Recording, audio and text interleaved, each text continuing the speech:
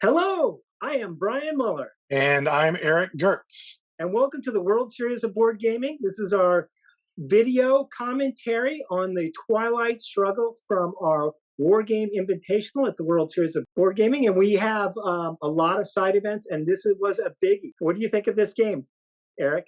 Oh, wow. This is one of my favorite games going back a bunch of years. I think, if I remember correctly, who knows, 15 years ago or so, I taught it to you at our friend's house in Roanoke, Virginia. That's correct. I do remember that game. There was even some pointing in the chest going on, I believe, in that game. Okay. It is a very good game. It's really does a really good job of capturing the history of the Cold War period from the end of World War II up into the mid '90s, early to mid '90s. Yeah, that's right. I would say it's one of my favorite things about the game is how it really makes you feel. You and I are, well, we won't say how old we are, but we're old enough to remember kind of how it felt in those days.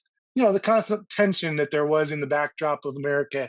And the game really does a great job of making you feel that tension, I think. For sure. It covers a lot of ground. It covers a lot of the geopolitical tension going on. It also covers one of the areas that I'm a big aficionado, which is the space program. And it covers that tension between man's pursuit for science and the dangers that could potentially come with that, and the fear that comes with that advancement versus enlightenment that comes from science. And it's a neat game in recapturing that atmosphere, and it pursues us even to this day. There's still, who knows? As we reach again to the heavens, will we once again feel the enlightenment of science, or will we feel the fear of the things to come? It's hard to say. I don't know. But let's take a look. Let's head on down to our Twilight struggle table. Oh, wait, before we do, let me mention that if you're interested in catching up on the World Series of Board Gaming and joining us in Las Vegas in September, we would love to have you. You can go up to our website, WSBGvegas.com, and you can get your tickets now. You can even get a discount if you use the code IAM-IN. How about you, Eric? Oh, I am in. All right. That is definitely the way to go. And check out some of our other videos on our World Series of Board Gaming channel as well, too. All right, let's head on down the table. What do you say, Eric? I say okay. All right, welcome to the table. And we have our two competitors that have made it here for the finals. It looks like they're rolling for bidding. We'll figure out how that goes in a second. Yeah, I actually hate going first. Yeah,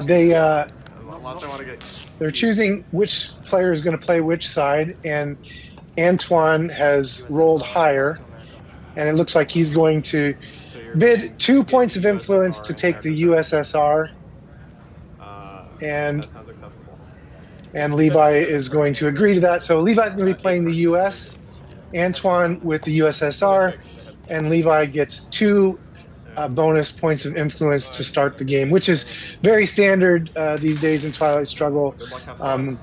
It's gone through a lot of progression over the years, but basically we've arrived at a point where 2 influence for the U.S. is pretty much universally accepted as the normal way to start the game. So that's what's going on here. Antoine with USSR, Levi with the U.S. Yes, our competitor is Levi Marino.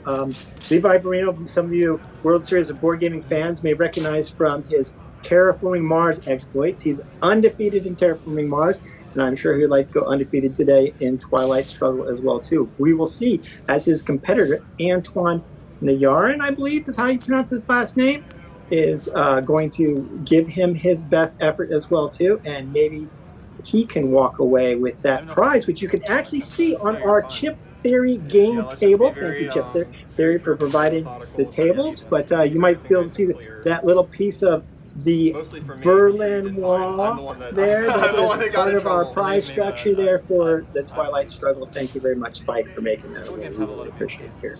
Yeah, that's awesome. Okay, so.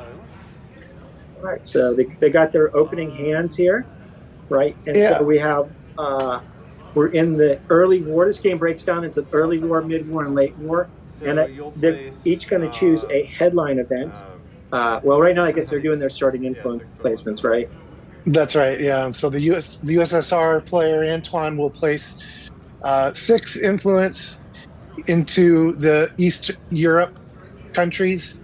and then Levi will get 7 in the Western Europe countries, the dark purple there, and then Levi will get to place 2 more influence because of the bidding situation into any countries where he already has influence. And probably he'll try to buff up Iran there and make it a little bit resistant to about that play. an opening coup from the USSR would be pretty normal. But we'll see what they do. It looks like Levi's, we can kind of see their hands here. And I can see Levi's a little bit better than Antoine's, which is kind of interesting. Maybe we can give some commentary a little bit from the U.S. perspective if we can see his hand through most of the game here.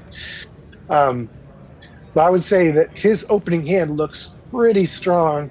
Not a lot of really dangerous events, USSR events in his hand, and a couple really good ones for the U.S., including Marshall Plan, which is a big event for the U.S. It allows him to put an influence in 7 different Western European countries, 1 in each of 7 different. And the way he's set up his starting influence here kind of telegraphs that he has that headline, because he has not quite taken control of West Germany or France. He's left just 1 short in each of those. So that probably tells Antoine that Levi has Marshall Plan and is going to either headline it or play it very early. So we have a headline phase first for those of you who are novice at this game. I'm definitely a novice at this game, where you're going to pick one of your cards and play it for its event. During the course of the game, you can play cards for their event or for their action points. The events do trigger on cards that are your opponent's type event cards. They'll trigger even if you use it as an action point system.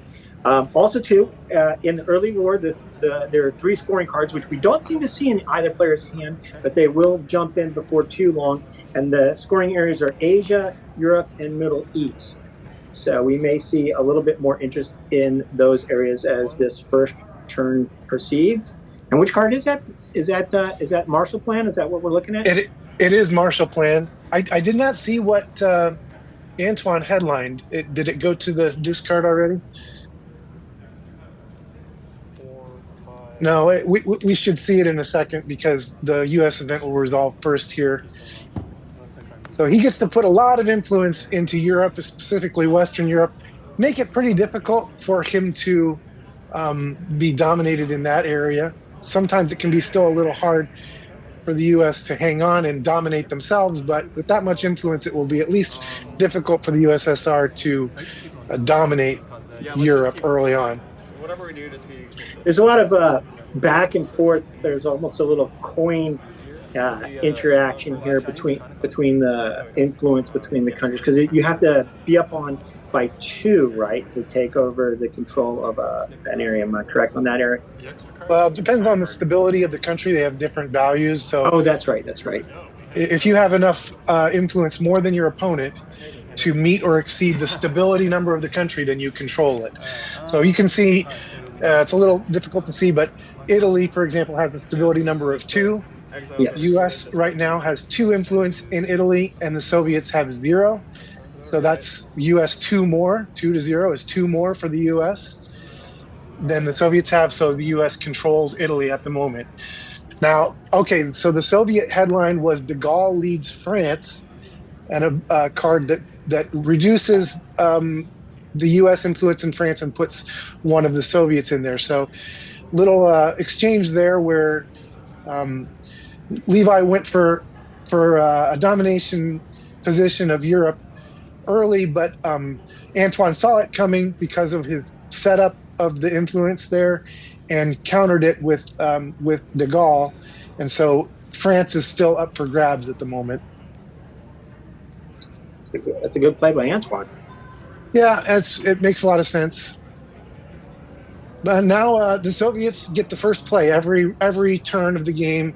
The Soviets, after the headline phase, the Soviets get the first play of the turn. Is he playing the China card? Is that what's happening here? It looks like he may have done that. He added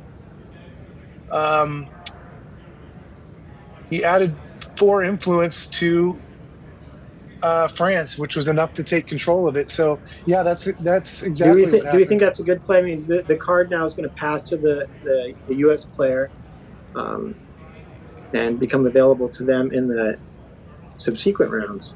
So that's a very strong card, right? Do you like to hold on to that card, or you just use it right away? I love holding on to it if I can, but it indicates that he probably doesn't have another 4 value card in his hand, because if he did, he would just play that. Okay. Um, so he looks like he played 3 influence into France, and he used the 4th point of operations from the China card to take control of Lebanon. Right. So it becomes more difficult to gain control back once someone has control, right? Because they have to Yeah, spend because you points have to to get spend it. more operations, correct. You have to spend more operations to break control of your opponent's countries. Four non-U.S. controlled countries in Eastern Europe. Okay.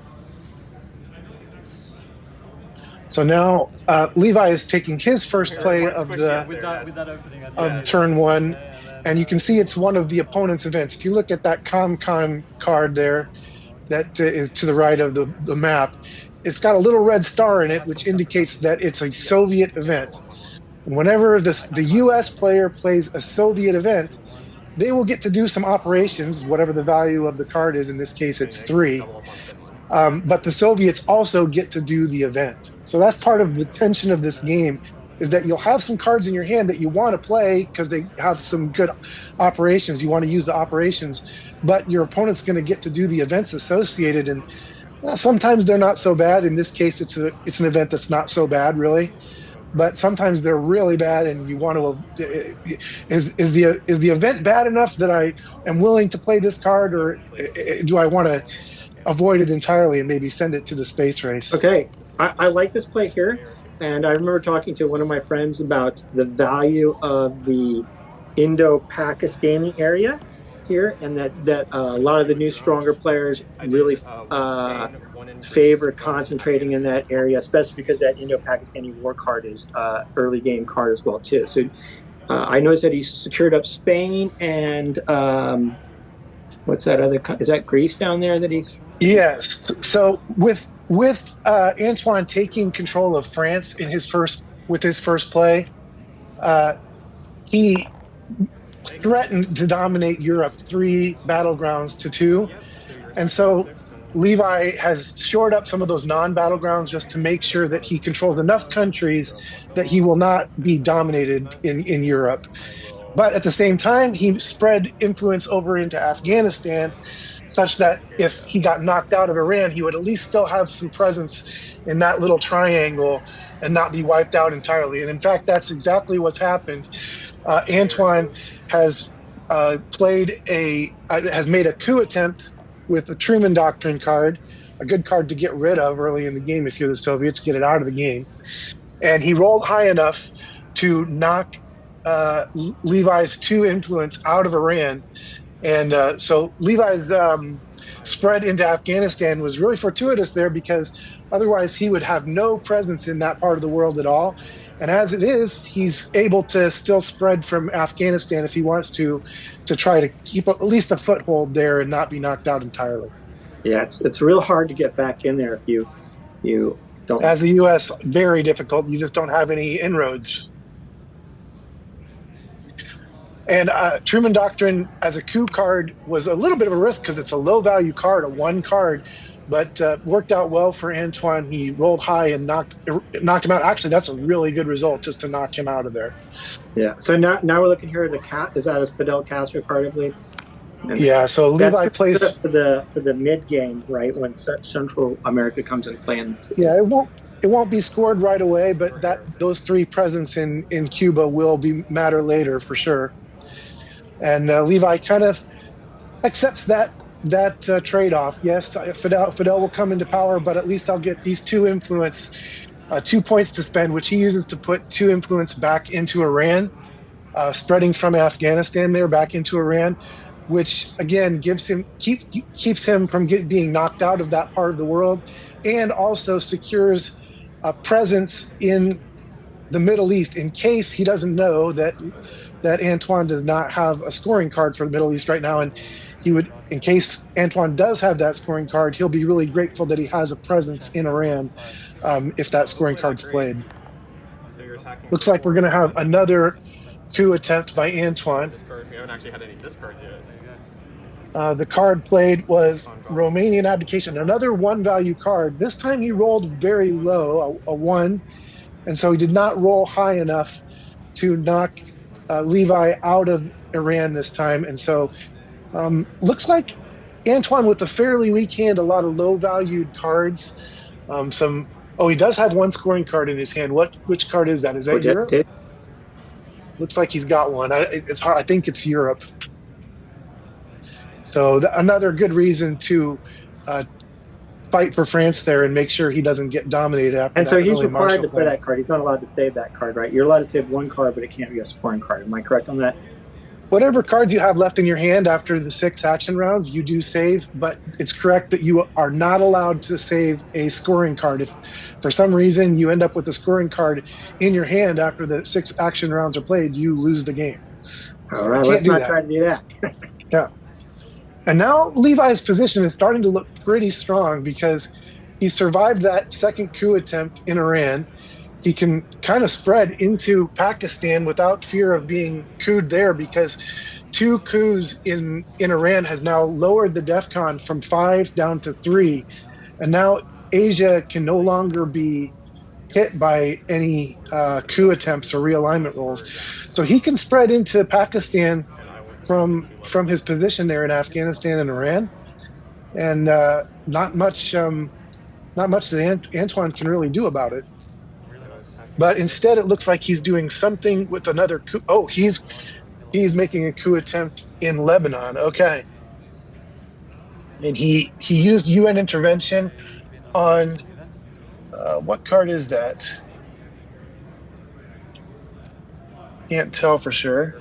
Oh, you know what? He just played UN intervention just as the operations. He did not use the event there, which is an interesting card. I always love UN intervention. I don't know if you remember it, but it's a card that can cancel an event from your opponent of your opponents that's in your hand. You got a really nasty event in your hand, you can play UN intervention along with it in order to play that card without your opponent getting to play the event.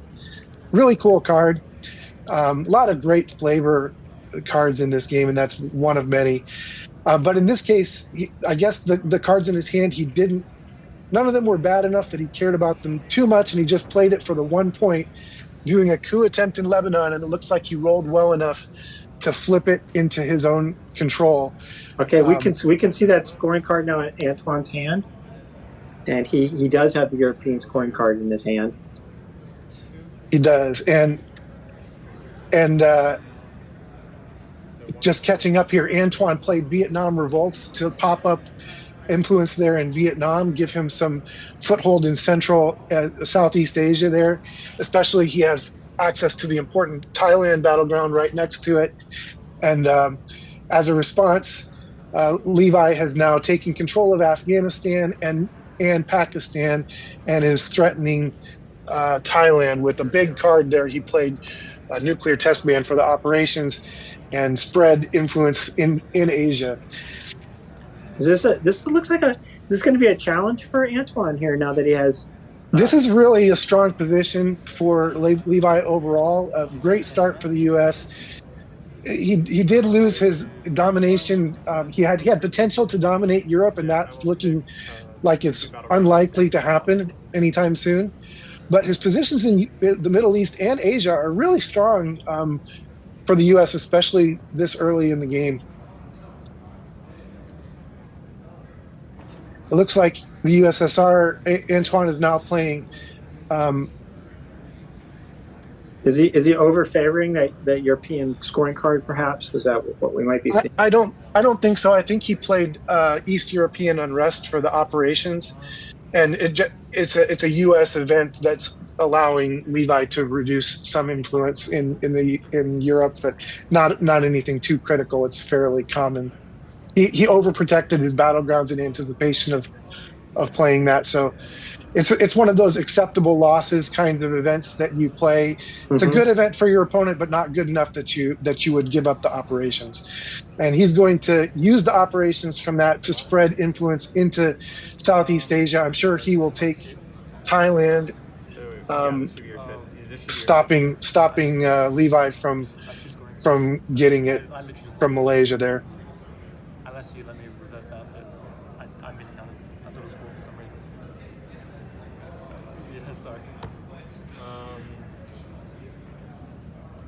The only way is if I can revert that, but They're talking about I mean, that's just not a game. backing up. It's a mistake. yeah. Sorry, I thought it was round 4 for some reason. Actually, isn't it? It is round 4, right? I should have one card. You should. Yeah, you should finish the game with. Yeah. Oh yeah, you should finish the round with one. Oh, but No, but you played the China card. You played the China card. That's why. Is that why your math was? Yeah, my math was wrong. Yeah. Okay. Sorry, I'm so sorry. No, I don't want to win like that. I don't think it would be a good viewing experience. Well, I think very it would be interesting. Not great. Yeah, So but then if I end up winning, it's gonna feel really bad. it's okay. If you win, then you deserved it. This would not be a deserved reason to win a game, in anybody's opinion. Yeah. So, I don't know what Okay, else so- can happen. so Catching you up here, this is really interesting. Antoine actually has 2 scoring cards in his hand, which we couldn't see. I haven't been able to see. yeah. So you take the lap. And so he you lose your made a chance to kind of a get mental 2 in a round. lapse here where You get he back Yugoslavia in East Germany. played for his 5th action round, Yeah, no, he it's played fine. one of his other cards in his hand, not the scoring I've never made card. that mistake before, but I'll do it on live stream, of course. And he That would be- left, leaving 2 scoring cards in his hand with only 1 play left to make. You can take that. And so he should technically lose this game Domination, because he left himself with not enough plays to play both of the scoring cards. Just that exact thing we were talking about a few minutes ago. Yes. He left himself with not enough plays to play both of the scoring cards in his hand. Now, the reason that happened to him is, one of the reasons anyway, is that he played the China card as one of his action rounds, which is not a card that's technically in your hand. It's a separate card.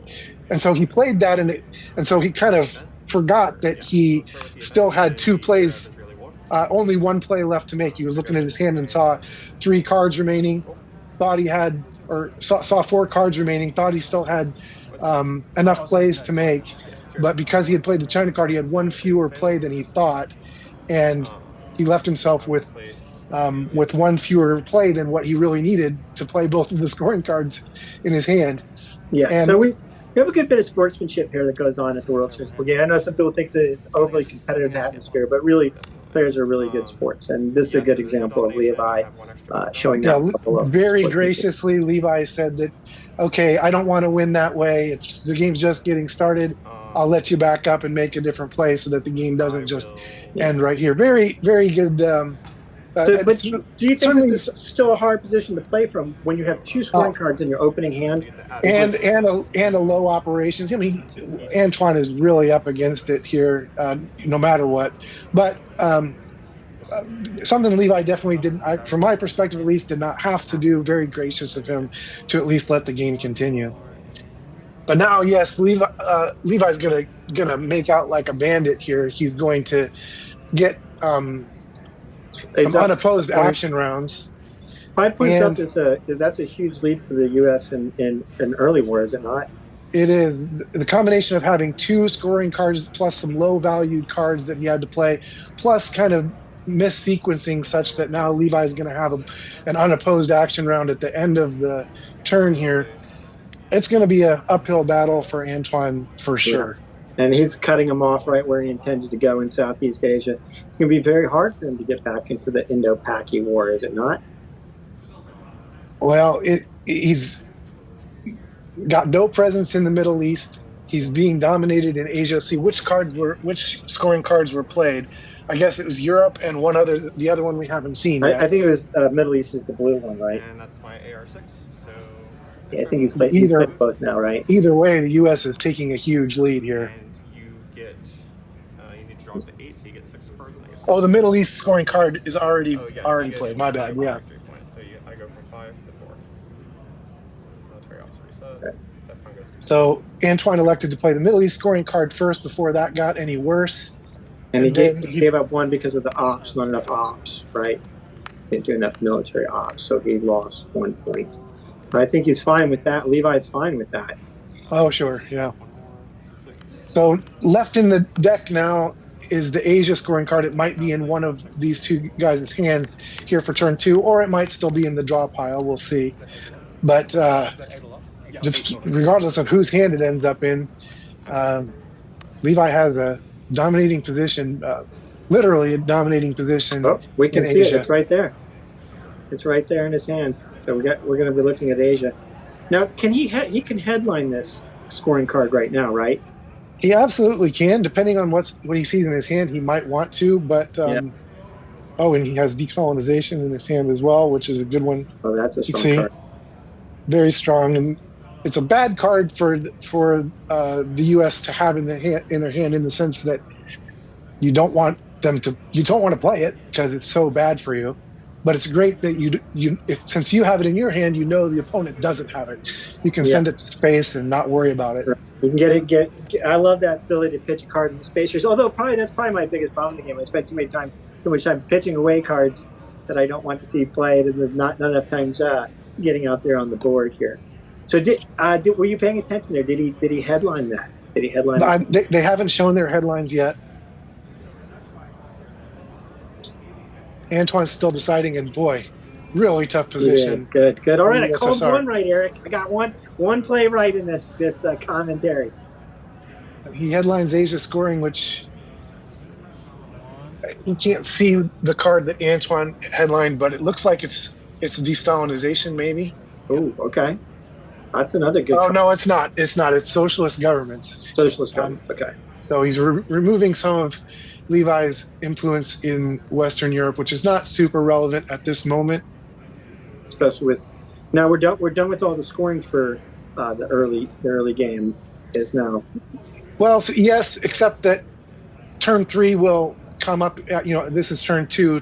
In turn 3, all of these scoring cards could come up again before we get to the mid-war. Because we have one shuffle in here. Some of these cards we'll see a second time, so it's possible that any of these 3 regions could be scored a second time on turn 3.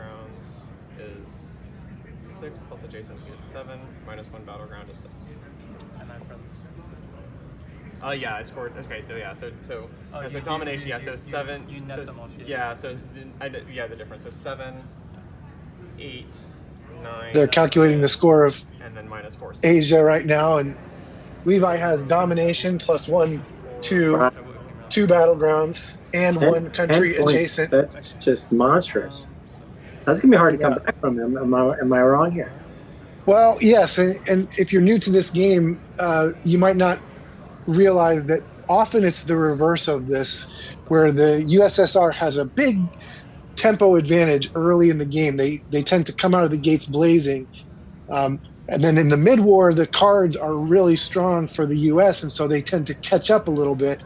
Then the late-war cards, there are great ones for both sides. So the normal dynamic of the game is that the U.S. is playing often, not always, but often kind of playing defense in the early war, just trying not to lose. And hoping that the strong cards in the mid-war will let them catch back up and take a lead there. But this is kind of the opposite of the normal situation. U.S. with a big advantage early. The strange thing here is, other than telegraphing that he had the 2 scoring cards by his misplay, Antoine really hasn't played his hand poorly. He's just been on the bad side of maybe the shuffle here. Yeah, an unlucky draw that exacerbated a little bit by that mental mistake, but a poor draw that would have been difficult to deal with no matter what. All right, it looks like he's making another coup attempt here, going after Iran, perhaps. Yes. Oh no, going after Thailand, because the DEFCON was not was dropped to 4 during between the interphase there. And so he made an attempt at Thailand with a 3-valued card, rolled high enough to reduce Levi's influence in Thailand, but not high enough to flip it into his control. Yeah, you're good. So 5 and 5, and then 2. And then the event for Levi that he gets to play, 2 total. By virtue of Antoine playing East European unrest for the ops, allows him to remove a little bit of influence out of East Europe. Again, one of those acceptable losses kinds of cards. Looks bad when you're a beginning player. It looks really bad. Oh, I don't want to lose this influence. But the reality is it's not always the most impactful influence to lose. And you're just not going to give up the 3 ops to avoid that event happening. And DEFCON. Yes, DEFCON's 2. So DEFCON back to 3. Asia once again protected from coups. He got his 3 ops in, so he's covered. Yeah, and Levi in a position where he'd like to get some military ops here to get those points at the end of the turn, but really no target that he would want to hit with a coup. There's only target that is even legal at the moment is Cuba, and it has a stability number of 3, which makes it a pretty much impossible target for a coup attempt. Play the Cambridge 5. I will give you the event. I do not. So an inconsequential event played for the operations. The Cambridge 5, right? Yeah. No effect for that event at the moment. And he'll just use it to place influence back into Thailand. That's a neat card. That was one of the cards I was talking about. Is like something part of the Cold War that I wasn't really familiar with until I played Twilight Struggle.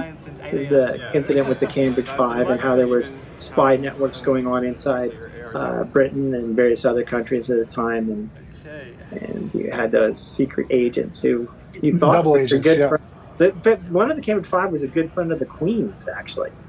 Oh, okay. I was reading some more about that just fairly recently and stuff about how she tried to get it so that they would go easy on him. The rulebook has a really nice explanation of the flavor of all the events in the game. You can really play this game with, older kids, people who are not familiar with the time period. And anytime you have a question, go back to that rulebook and get a little bit of a sense for what's happening with the events. Really, that's a really great game in the flavor, from the flavor aspect.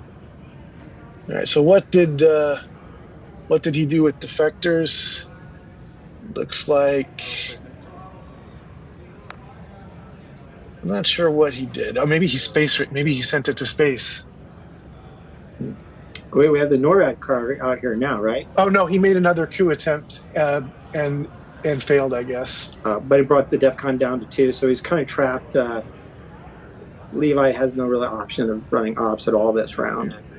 Yeah, no military ops for Levi this turn, so he'll lose 2 points to that, but 2 points is not such a bad thing to lose if you're this far ahead on the board. So that's a NORAD card, right? Is that we see played there? Is that correct? And that was not played as an event? Not played as an event, I don't think. It's like a very strong card, right? Is NORAD's very strong, or is it you rather have the ops for that? You can play it for the event, but the 3 ops are hard to give up. The problem with it is that you have to invest 2 more operations into Canada before it does anything. Gotcha. So you have to get Canada all the way up to control, which is 2 more than what it starts at 2. So it's kind of a big investment. You got to give up the 3 operations. You got to put 2 more influence into Canada. He's probably got 1 already in there from Marshall Plan, but you'd have to put another influence into Canada, and then Quagmire can cancel it as well if it comes up early. So it's kind of an event. Just hope that it falls into the opponent's hands in the next round. Sometimes if it gets triggered, it can be a really big problem, but usually as the US, you don't play it for the event. Usually. That's my experience. All right, so Antoine has Nasser, which allows him to get an inroad into Egypt there. Okay, so the Middle East is back in play. It's my AR3.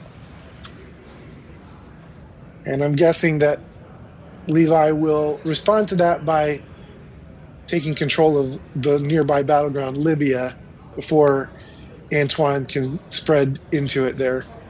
He plays another big card, another the NATO card? big card. NATO? That's NATO. He plays another big those are operations 2 card. big cards right away, right? He's had good hands, and sometimes that's the way it goes. When your opponent has really bad hands, you have good ones because they drew all the low-valued cards, which leaves the high ones. Where are they? If they're not in your opponent's hands, they're in yours. So he reinforces Thailand. He takes control of Libya. That is as very strong pawn structures, as we say in chess. Yes. Being cut off at every turn here. And beginning to spread into Africa, even getting prepared for the mid-war scoring cards. Even as early as turn 2 here, Levi has got his eye on the the mid-war because the early war regions are looking so good for him.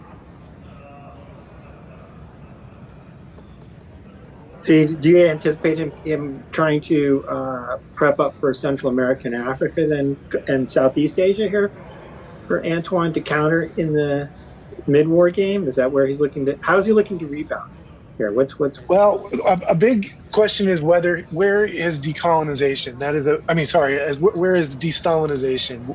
Whose hand is it in? I do not think it's in Levi's hand. I don't see it there, and I don't think it would be in Antoine's either, because I think he probably would have played it for the event by now. But it's possible. But de-Stalinization is a big important card because it allows him to spread some influence into those mid-war regions. It's one of the only ways that the USSR can get into them in the early war. And whose hand that card ends up in is going to be a big factor here. And Antoine had pitched for the space race. I mean, he's not loving his hand at all. No, and Levi now captures a Nazi scientist, pushing him further ahead, giving him he goes to the second space in the space race track there, or the first space beyond the starting space, the second space. The satellite space, right? Sputnik. That's right. Sputnik. And now, what is the card that was just played? It's covered up by his name there. Is that de-Stalinization? Oh, It is. It is a Soviet card, so. Yes, it is de-Stalinization. Okay, so this gives game Antoine a chance a little bit. He's going to remove 4 of his influence from anywhere on the map and place it anywhere on the map that he wants to, as long as the U.S. don't control the countries. So this is what lets him get a foothold into the mid-war regions. South America he goes into. I think he probably will look into Africa as well. Yep, he takes those 2 battlegrounds in Africa. So do you like? I like the idea that he's holding on this card to a little later in the turn and not coming right out of the gates with it. Okay. No. Well, he needed to wait until DEFCON was down to 2 so that Levi couldn't respond just by cooing whatever countries he went into.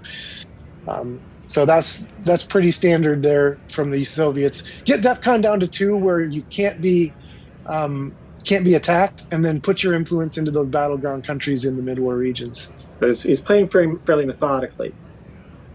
Yeah, and trying to work through this disadvantage and just take his time and bring it back around and let the change of fortune swing back in his direction. Give it some time and let it happen. And it absolutely can. There's this one great thing about this game is that you can be way ahead and there are ways to come back. A bad hand by your opponent can be a great hand by you at the same time. Scoring cards coming up at the right times. Who knows? You might get your opponent into DEFCON trouble. Lots of things can happen. You should never give up in this game. Really, it's really true. Even no matter how bad it looks, you really should never give up. So we have U.S. is winning that space race here. So even Levi's taking a little time to pitch a few cards here and get into the space race. Well, he played the captured Nazi scientist for the event, and then he sent decolonization to space, and nothing else you could ever do with that card in the early war. You can either send it to space or you can hold it in your hand. You certainly can't play it. It might be the one card. Would you hold that though? Because if we're looking at a shuffle coming up, I mean, do you contemplate maybe I hold this and so it doesn't cycle into the shuffle? And that's a very real consideration. It's such a good card for the Soviets that holding on to it to send into space on turn 3 so that you're sure that it will never come up during the early war for your opponent. Real thing that you can do, but I guess Levi has decided not to in this case. And you can kind of see why, actually, now that we see his hand, he's got blockade in his hand, which means if he doesn't have a card he wants to discard to that, then he kind of has to play everything out of his hand. Oh no, that's Suez Crisis. I thought he had blockade. Okay, so kind of a nasty event for the U.S. To have to trigger, but again, a little bit of an acceptable losses situation. U.S. loses some influence out of the U.K. and out of Israel, but now he gets 3 ops to spend. And what will he do with them? It's kind of interesting how he wants to respond to all of this influence being spread in South America and Africa from Antoine. Does he want to try to contest that, or does he just want to reinforce his positions in Asia? Yeah, look, he's going to threaten. He's going to threaten Venezuela there with a little poke into Colombia, and that's a cool play because if Antoine responds by coupping Colombia, then Levi can coup back and get those military operations that he is not able to get with his last play of the turn. But actually, no, this is the 6th play of the turn. So he's using his very last play of the turn to kind of cause some problems for Antoine. Sorry, I thought we were on action round 5 there. We're on action round 6. So the U.S. is using their last action round of the turn. This is one of the dynamics of Twilight Struggle, is that the Soviets get to go first every round, which gives them kind of a tempo. But at the end of every round, every turn, the U.S. gets the last play of the turn, so they can kind of use that to cause some problems going into the next turn if they want to. And that's what Levi's doing. He broke the control of North Korea there and spread into Colombia, such that Antoine will have to deal with those problems early in turn 3. He'll just have a lot of things to think about early in turn 3. You have how many cards? You have none. Which is the card to? Oh, 5 year. So you get. Okay, so Antoine played 5-year plan at some point during that turn, which caused him to end the turn with no cards in his hand. And so on the shuffle here, so are all those bottom deck cards going to Antoine, and then Levi's looking at all recycled cards? Is that the way this works here? No, the cards that have not been played yet are dealt first. So all the cards that have not been seen are definitely in one of the 2 players' hands now. All of the cards that have already been played, well, some of them are removed from the game when they're played for the events, and those are the cards you see over on the left-hand side. But the ones that did not get removed from the game are now shuffled in to fill out the rest of the players' hands. Deck voice is so small, so you have 5. I should get a 5th. So 5. Yeah, it's always small. 6. 7. So I'm done. Okay. All right, so now they're going to see all of the cards that have not yet shown up. I'm trying to think what are some really critical ones that haven't shown up yet. I don't think we've seen Blockade yet. That's a card that can remove influence from West Germany if this U.S. doesn't have a large enough card to discard. I think we recycled the Middle East. Middle East scoring card has come back up. And then Red Scare is a card that we haven't seen yet, although I think we now see it in Levi's hand, a card that can reduce the operations values of all your opponent's cards for the turn. And I don't think we didn't see the Indo-Paki War card from the early war as well either, did we? I don't think we saw that one, no. So somebody has that. Yeah, and that's a significant card. Also, too, 3 other cards that I like that are very interesting to me that get introduced here in this. Oh, we're still in the early war here still. So yeah, we still got one more turn of early war. Okay, good. Okay, so we still have a few more turns before we get to the crazy cards. Yeah, but this is a tough situation because Levi has gone the Middle East scoring card, and he can headline. I don't know if he has chosen to, but it wouldn't surprise me if he has, because there's nothing that the USSR can have drawn to change the fact in the headline phase that he has got a dominating position there. Oh, he chose to headline Red Scare instead, or Red Purge, I guess. We're working with over there. So Antoine's operations will be reduced by 1 for this entire turn 3. Antoine has headlined the CIA created card just to get it out of his hand. Slightly dangerous card to play, I guess. Maybe. So Levi now gets to see the whole hand that Antoine has. Yep, there's the Indo-Paki War card. You also know it's safe because you can't lose that. He has duck and cover, which made it safe for him to play the CIA card. Would have been funny for. So now Levi's going to get to play in operations in the headline phase. he sees the entire hand. I should have written down what it all is, but that's okay. But Levi's going to get to take an operation point in the headline phase of Antoine here. What does he want to do with it? He might just want to do a coup attempt in Africa there. Right now, bring it down to DEFCON 2 right now. Bring it down to 2 to stop Antoine from doing a coup. That's a strong play, I think. I would like to see that. Let's. To Nigeria? That's exactly what he's going to do. In Africa, down here in Africa. Those one stability battlegrounds are good ones to shoot for. Did not roll well though. Rolled a 1. Lowers DEFCON, gets a military out, but does not affect the influence. The worst would be DEFCON. I'm kind of rooting for those kinds of luck, swings of luck in Antoine's favor, just so we have a reasonable game here. So what will Antoine do? Now that DEFCON is lowered, he can probably solve those problems that Levi created at the end of turn 2 without having to worry about DEFCON. He can protect Venezuela. He can protect North Korea. You're playing at props, right? That's right, yeah. Stop things from getting worse in those Okay. arenas. I'll do it anyway. Play the card. Okay.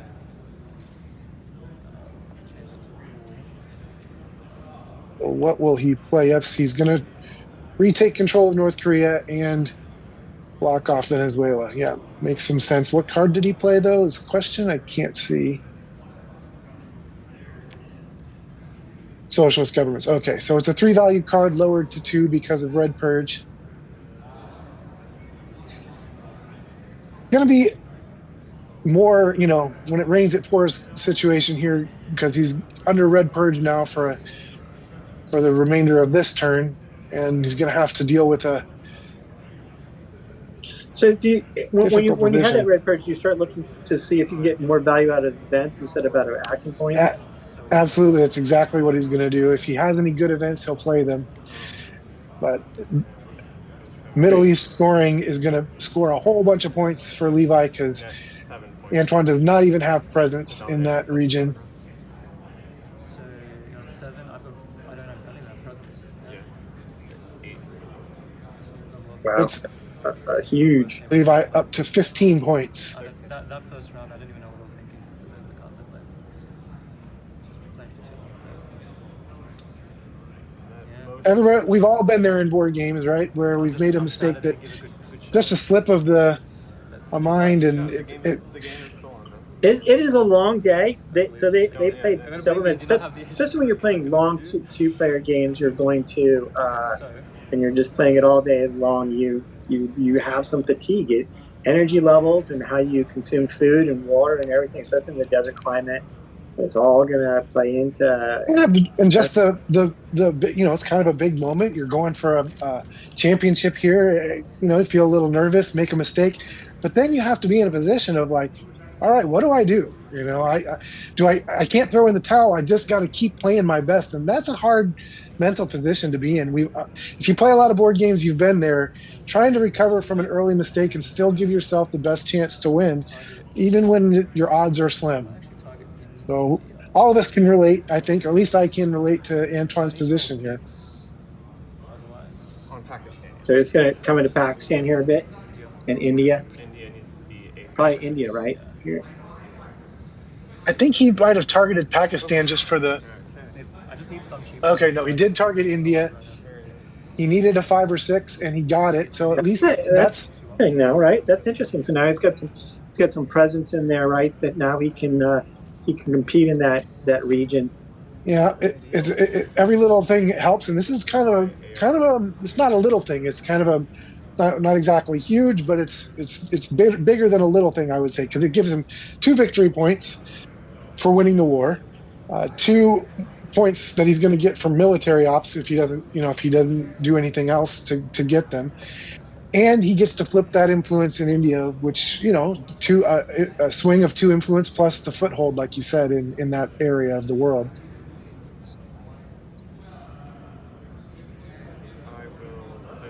Levi will respond with a 2 operations card, and what's he going to do with it?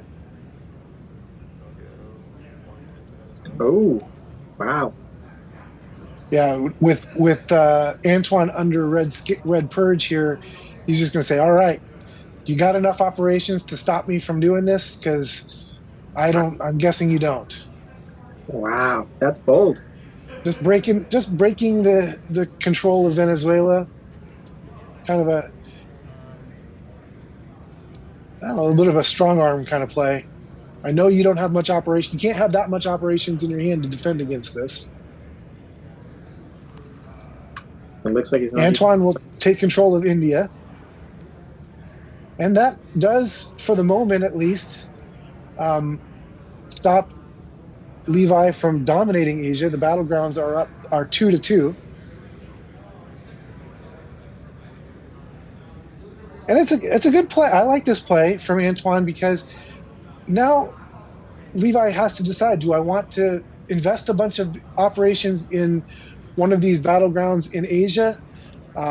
Maybe South Korea, knowing that the Korean War event is in Antoine's hand. Maybe Japan, not really wanting to spend a lot of points in Japan. Maybe breaking control of India or North Korea to make sure that he still maintains his dominating position in Asia. He does have some operations in his hand that he can use. He's redrawn decolonization, so he can get rid of that again.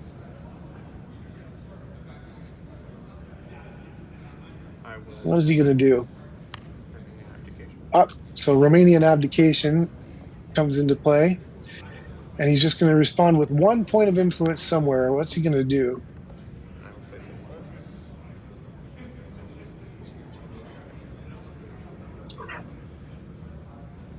Oh, he spreads into Tunisia. Interesting. He's threatening Algeria too. Interesting.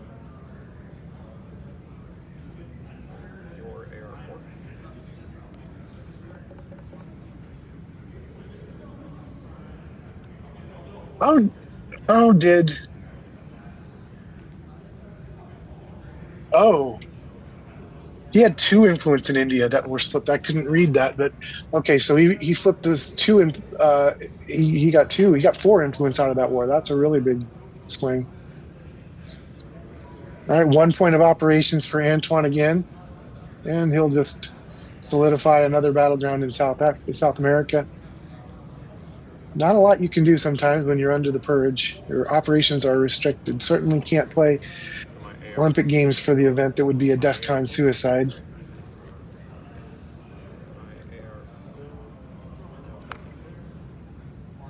Two operations for Levi now. And he takes control of Algeria. Two more rounds in this turn. Painful turn. Another in a sequence of painful turns for Antoine. He's going to space race duck and cover. Does not succeed on that. I missed, somehow he retook control of Venezuela, and I didn't see how that happened, but that's okay. Now decolonization is going to space.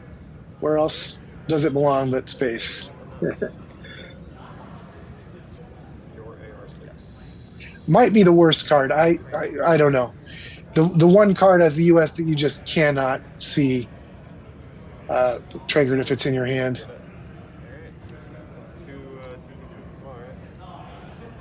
So here's the plane to South Korea. Okay, so he did play the Korean War for the event, and he kind of might as well, because it's a 2 operations card, and you're only going to get to play 1 operation out of it when you're under the red purge. So he went ahead, like you said, played it for the event, took a 50-50 and won another 2 victory points and swung that influence into his favor. So, making some kind of risky plays when your back's up against it, you got to take some risks, and they paid off. He played 2 wars for the events and got them both in his favor. And now, after the war has been resolved, it's safe for Levi to move into South Korea, plays that big 4-op card to take control of it, and that now re-establishes domination in Asia for him going into turn 3. So, turn 4 rather. still a very strong point lead, but not as big as it was looking at moments earlier in this game for the U.S. And now we're about to get into the mid-war, and now we're about to see four more scoring cards: Central America, Southeast Asia, Africa, and South America, all come into play with scoring here, as well as 3 other very exciting cards: Quagmire, Bear Trap, and the very dangerous Missile Envy card, which can result in some chaos in the game as well, right?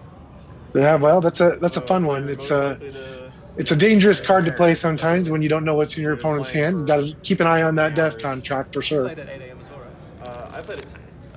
But I was up at 8. I think Antoine navigated in a tough situation. He navigated that turn about as well as he could have hoped. Against the Cascadia ring winner. Can we play Cascadia instead? I I'd even play Terraforming Mars right now. I don't think you want to play Levi in Terraforming Mars, though. That's maybe after for fun. Maybe in the ring event in a couple days. Is he a shark at that game, huh? Yes, he's a 3-time ring winner for Terraforming Mars. Yeah, well, maybe I would like to play against him just to see how good a player is. How good do you have to be to win an event 3 times in a row, I assume? Yeah. I believe he's the only one who's done that in all of our events. It's quite an impressive feat. Quite impressive. So going into the mid-war here, One card, how many cards do you have? One, right? Yes. One. going into the mid-war, the Middle East card has been scored, but all the other regions are in play. Yeah, that's a good idea. Yeah, so we have some game. We definitely have some game left here, So we are now in the war, so it should be 8 to each. and we're going to go up an extra play and an extra card in hand here as well, too, right, Eric? That's right, yeah. 7 plays per turn, 7 action rounds. So there's the game gets a little heavier now. So there's time for Antoine to build his way back into this. If he can make it into the late war, he's got game right here. So Yeah, so his there are ways to win this game. You can obviously make a comeback in the victory points. Like I said, a combination of a great hand by you, a bad hand by your opponent. Those 2 cards that you pointed out, Quagmire and Bear Trap, can, if you get a string of lucky rolls, can get you back into a game that looked lost.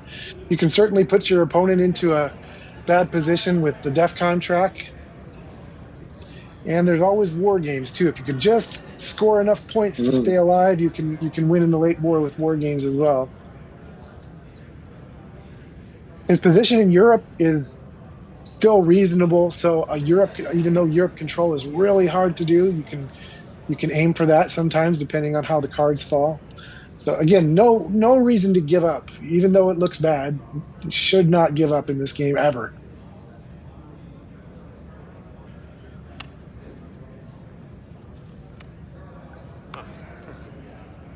ooh, Levi starts with the China card.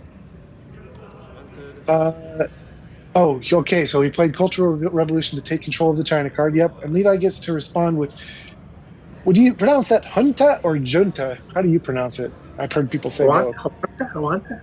Junta. I'm not entirely sure. I know what it means though, and it means some trouble for sure. It means that Levi gets to lower the DEFCON in the headline phase here, protecting all of his battlegrounds from a coup out of Antoine. And he rolls big on the junta, whatever, gets a foothold into South America,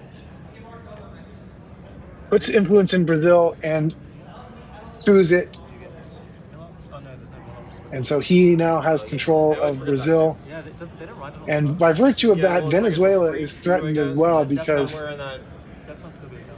yes, DEFCON goes down. In the wall of rules, that's somewhere in there. But yes, referring to the fact that even though he did a coup, There's a he lot of stuff when doesn't you're get any playing military online, operations yeah, out of it figure because out. of the It's wording very of the manual card. process when you're playing in person. So But now, it puts a stymie on the DEFCON though, keeping it down to level 2, which is going to have a big impact on this round, I believe.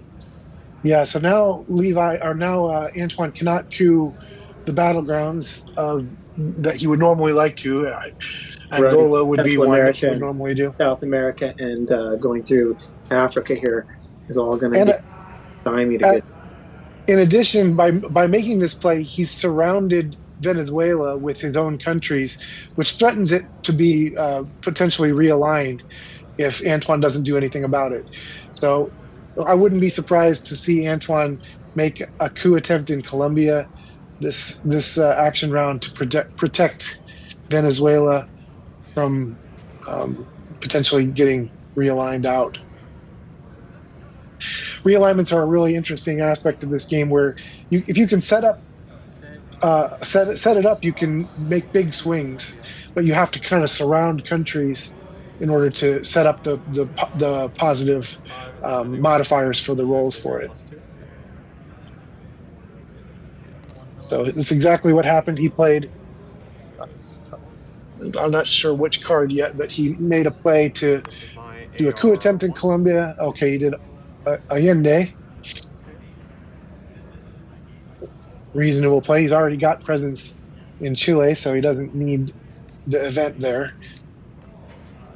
So now you can see that he's buffered Venezuela. A realignment would not have as big an effect, and it's less likely to succeed because of the modifiers. More countries you control adjacent to the target countries, the less likely your opponent's going to succeed in those realignments.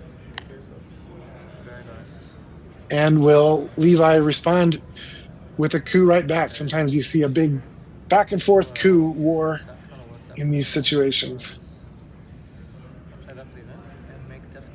Oh no. Okay, so Levi has put nuclear subs into play, an event which allows him to stealthily nuke, I was hoping you wouldn't do coup attempts in these small battleground countries so they won't affect the DEFCON track.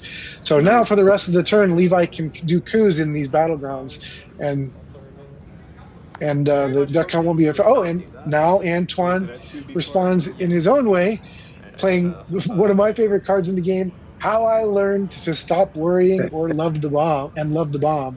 What a crazy movie. And here we are. I mean, now, so the DEFCON is all the way back up to 5, right? Yeah, he sets DEFCON to 5. So now people can do coups anywhere for the time being. So what's Levi going to do to respond to this? We got DEFCON 5 can do coups anywhere. And the US's coups don't affect DEFCON. All right, so the US with, oh my goodness, with DEFCON at 5, suddenly France is open to realignments. And look how France is surrounded by 5 countries of the US's control.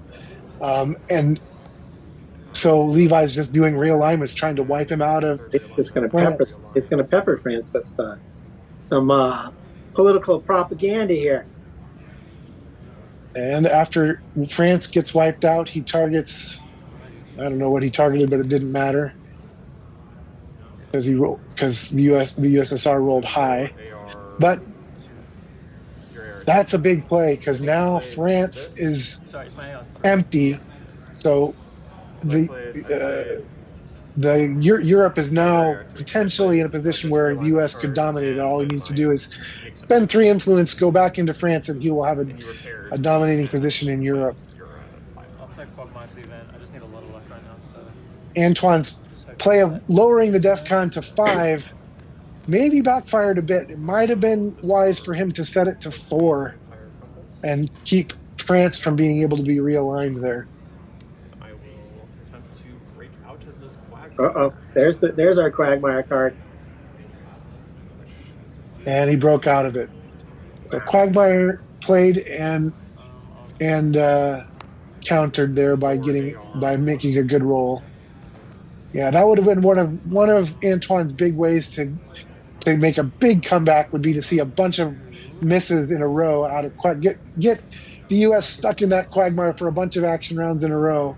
But Levi did not get super unlucky there, got out of it in a reasonable time frame. Now Antoine lowering the DEFCON and making a coup attempt where? I'm not sure where he went. He must not have rolled. He rolled poorly. Super high there. Nigeria.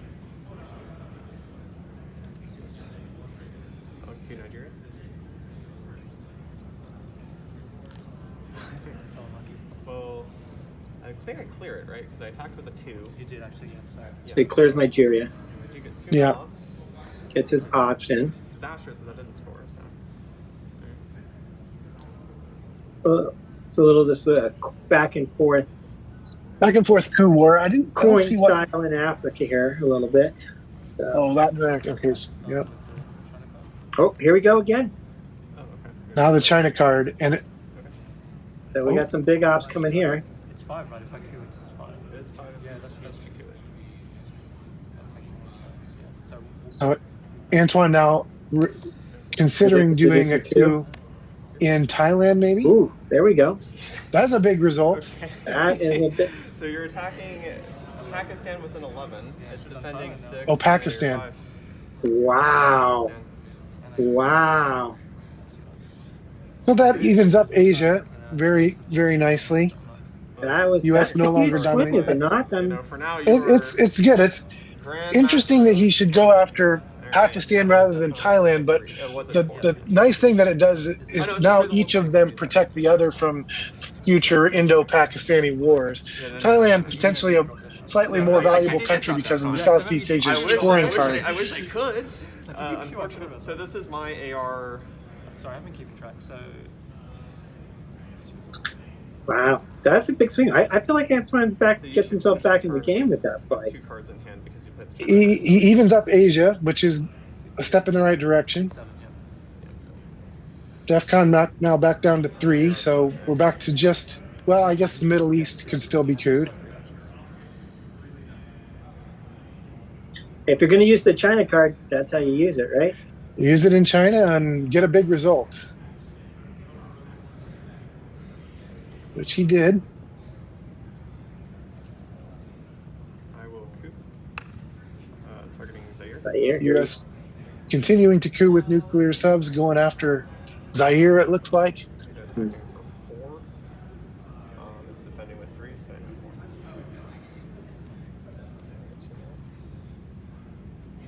1. There's a strong U.S. presence in Africa right now, for sure.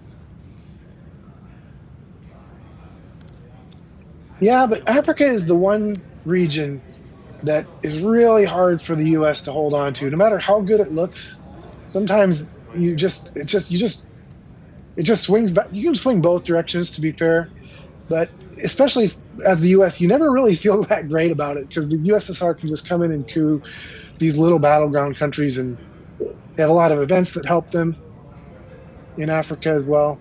Well, maybe if Levi's luck continues, he can maybe draw an early scoring card for Africa and headline the card right away, and then not have to worry about that region for a while.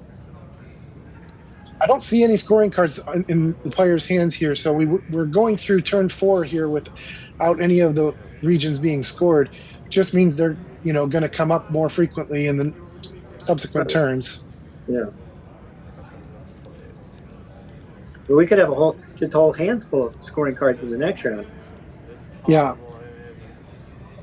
Unbelievable, I know. One subtle thing that's happened here is that Antoine, by taking the China card back, although he did just use it again, so holding on to the China card can be a good play as when you're up against it to try to limit your opponent's hand size, potentially put them into difficult DEFCON situations. And I will use the 1 mob for a coup in Colombia. Okay, Levi getting rid of blockade, discards a 3 value card to get that card out of the game. Attacking with 3, it's defending with 3. Oh, sorry, it's defending with 4. Reducing Colombia a little bit, making it more manageable. Dude's back in Colombia again. Not the result he was hoping for, but Got all his ops in now. more than enough. Still at DEFCON 3, so Antoine can attack one of those African battlegrounds if he wants, or Brazil, I suppose. I'd like the blockade back. I discard 9. Okay, must be a really nice card. It's scoring of some silly. Nigeria.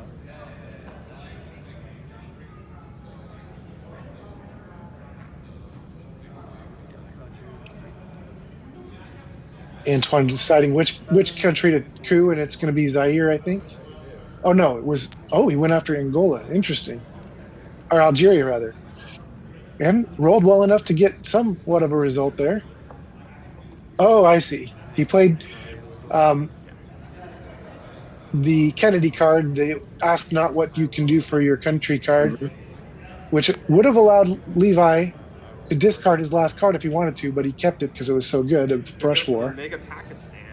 Ew, actually. That is a monstrous Pakistan. Take your time, Dan. So you can target any country with a stability number of 1 or 2 and has a chance to flip it. He contemplated Pakistan here, but now he's going to go into South America though instead. His odds are best in South America because there are no adjacent countries that Antoine controls. And he rolled high enough. A 3 would have been high enough. He rolled a 4. So he flips Argentina into U.S. control, gets a victory point. Another big swing in the favor of the U.S. Again, just things from the very early on looking so good. And Antoine's fighting hard, but it's an uphill battle here. But, I mean, he could be happy that he got the Kennedy card out of the game with basically no damage. All right, going into turn 5. Where I'm speculating here that we're going to see some scoring here in this round here. I don't know how they're going to avoid scoring cards. Yep, I can see this Central America. Is it Central America or South America? Oh, I see 2 scoring cards. He also has the Africa scoring card. Antoine does. So he's got 2 scoring cards he's going to have to resolve in his hand. And there we have the Asia scoring card. I think they may have made a mistake there. I think they were saying that DEF CON was at 3, but I think he did do a coup in Algeria. Oh, you did coup. Okay, they're fixing it. Correct. So DEF CON should have been at 2, is now at 3. Yeah. They're on top of it. Yep. Some solid players in this game for sure. So if he's got Africa scoring in his hand, he's probably going to want to try to hit one of those battlegrounds with an opening coup if he can. We've got 3 scoring cards here for this round here. So we've got Africa, I think it is South America, I think. And, looks like the green, yeah. And I think the Asia scoring card as well here too in Levi's hand. Yeah, Levi's got Asia. So where are you looking to play? What tempo are you looking for the scoring cards? Where are you looking to play that Asia card, and where are you looking to play that Central America card? Are you going to wait until later in this round, or are you going to just get right to it in the headline phase? Well, the Central America card would be reasonable to play. Is it Central or South? I think it's South America. So South America, you could play in the headline phase just to avoid it getting worse, and then focus on Africa. We're talking from the Soviets' perspective here, could dump that South America card in the headline phase. I mean, if you're the Soviet player in this situation, you got 2 scoring cards that are going to be in play, South America, Africa. Can you realistically contest both of them? It's going to be difficult. So he may want to dump one in the scoring phase, in the headline phase rather, and then focus on trying to improve his position in the other one. That's probably what I would do. And early, it looks like he has a better chance of flipping Africa than South America. It's hard to say. And it looks like Levi's going to hold on to his Asia card for later. Oh, okay. So he decided to go the other way around. Oh, no. He's going to bring out the Africa card now and accept the loss there, and try to make a play for Central America or South America this round. So yeah. So John Paul. At least Levi doesn't dominate Africa yet. It's 2 battlegrounds to 0, no presence. So that's a tough scoring card to have to eat. But now he can focus on South America and see if he can improve his position there before he has to play the scoring card. And it is your AR1. Are there enough points in play here that this could be the end of the game? Is it between Asia and South America? Oh yeah, for sure. If things go poorly for Antoine, we could end up with Asia and South America both scoring for the U.S. don't think that's going to happen, but it is Still 6 is points away. It's a few. possible. It's a few points away for both those regions to get bumped up to +6. But Yeah, so it's defending with 6 total. You're attacking with 9. Yeah, 3. now that's All right, a big coup in Argentina, flips it Yeah, so to Antoine's control. Puts it DEFCON 2. Now NATO now in play. nuclear subs is no longer in effect. Yeah, so that's big though. It does make it so that South America could score favorably for Antoine, depending on how things go.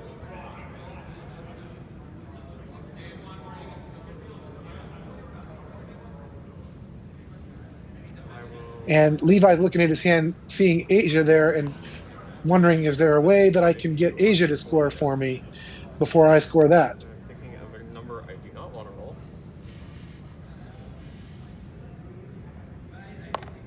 That was not it. That was the one.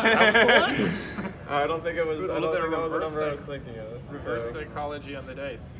So attacking with 7, defends 3. So I believe I have 4 in Colombia. Levi just has a sense of this game here. Big coup in To go back to South America, he it's almost like he's reading the cards in Antoine's hand. A little bit, because why else would you give up on Africa, right? If you I mean, Antoine could have done a coup there. He's got influence in Algeria.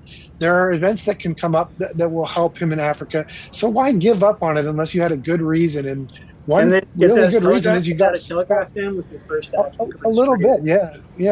Maybe Levi making a good read there, but strong. That's a strong play.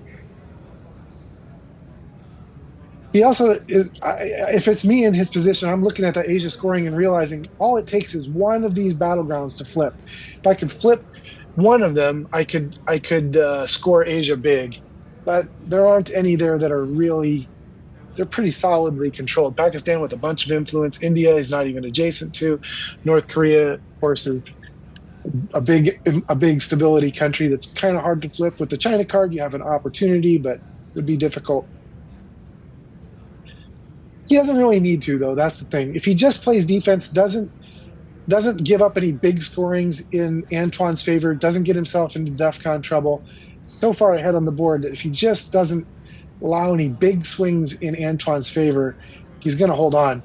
He's got a big lead now in Europe, too. He played the Pope, John Paul, giving him influence in Poland. And so now Europe is heavily tilted in Levi's favor.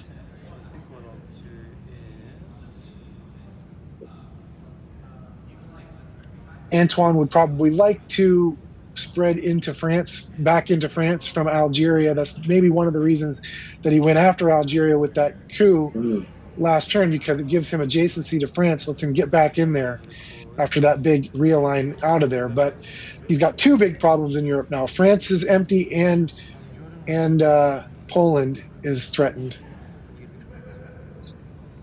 Plus, he still doesn't have any presence in the Middle East. Just one problem after another. Middle East has been scored, so it's not an immediate problem, but it's still another lingering thing for So I go from 14 to 15. Antoine to deal with. Get 2 ops. We will go in. Camp David Accords, I believe, came into play. And it's All right. Giving Levi some influence in the Middle East. Not that he really needed it. I will. So my AR 2, yeah.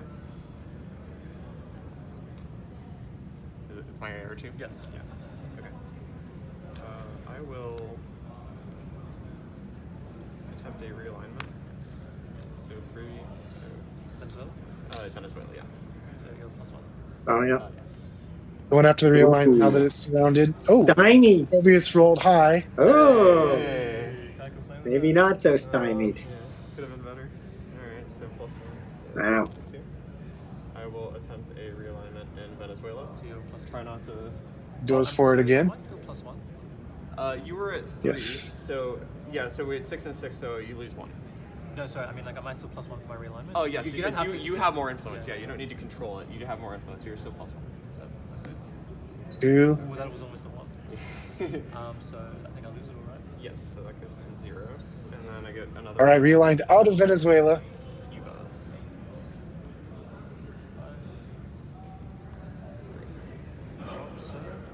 And Cuba holds for now. He had one realignment operation left over after Venezuela was emptied. Took a stab at Cuba, but did not get it. So now he's playing the scoring card. Played the scoring card before it gets worse. It's no score.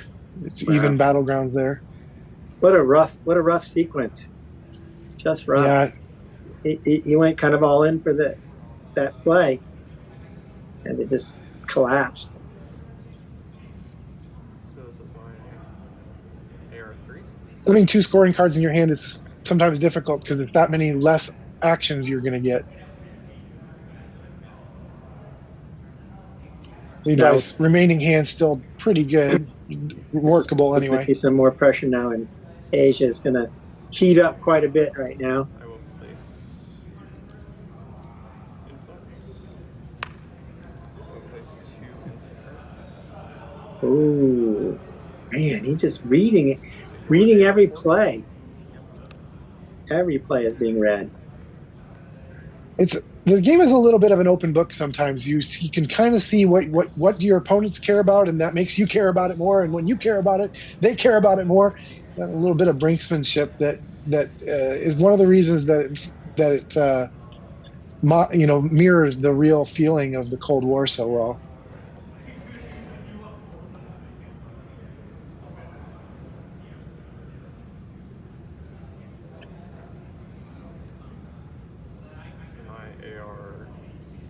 My AR4. I will play the China card. There we go. You're going to go after North Korea. And What's he going to do? 4 influence into North Korea. So 4 net influence into North Korea. Wow, here it is. 5. Yep, makes a big play for North Korea. If he can flip it to his control, he will be threatening to win the game with the Asia scoring card. Is that 3? So Antoine certainly has to respond to this. At the moment, it's still not a domination because the U.S. controls 2 battlegrounds, USSR 2. So Levi would have to take control of a third to threaten that domination.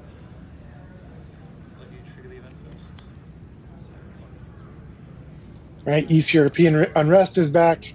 East Germany, Poland, and Romania.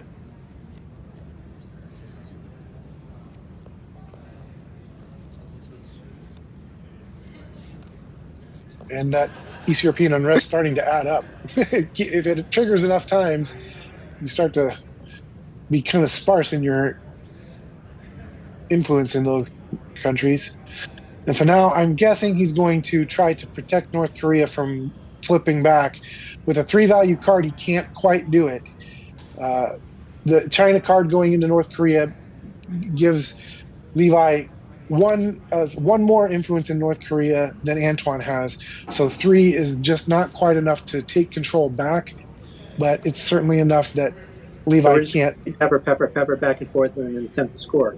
see who has the most ops in their hand situation, maybe. Yeah. Oh. Is he still eyeing Europe? Well, see, he doesn't know. What does Levi have in his hand? Is it Europe? Is it Asia? Is it both? So he protects Europe from domination temporarily, puts an influence into North Korea.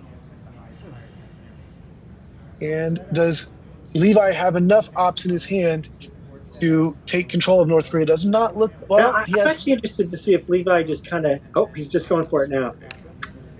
I thought he might have toyed with him a little bit in the 2 different regions, to keep him off. Battlegrounds is 2 battlegrounds, but I have a Jason standing tracking.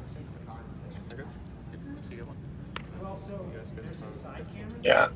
An interesting situation there. He could have played Brezhnev Doctrine to take control of North Korea, I believe.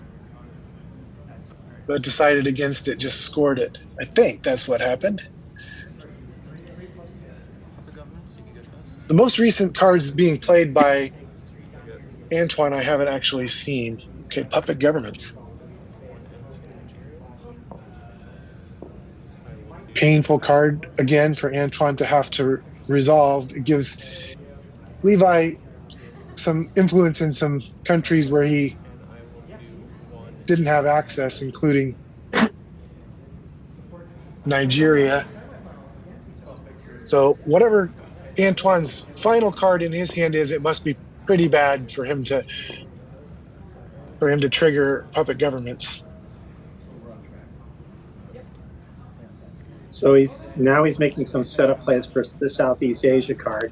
Yeah, he plays. Yes, he gets to put. But he's just looking. He's just saying, "Hey, I know what zones are still to score: Central America, Southeast Asia, and Europe. And if I get any of those cards in the next round and can just open up in the headline phase and just win this game in the headline phase, that part of what's going through Levi's head here is close this thing out."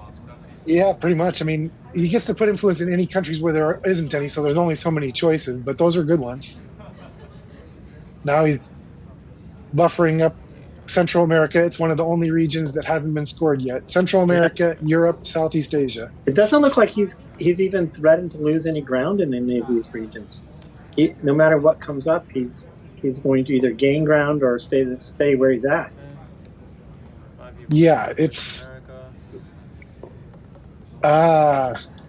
he is a little down in the ops though, right? So he's gonna drop in the ops here though. That's the only thing, right? He's gonna lose some points before the round ends. Is that correct? Looks like he might lose one. That's not a big deal. Not too big of a deal. Every point counts. This is a big play right here.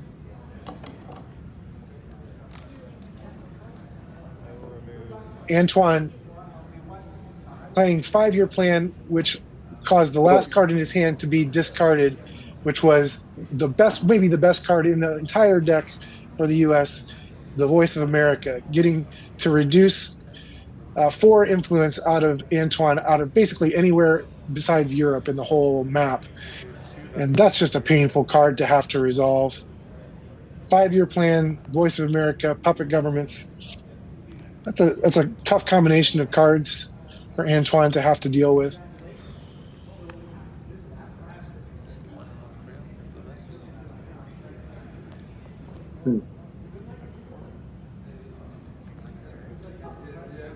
He responds with the 3 operations from 5-year plan.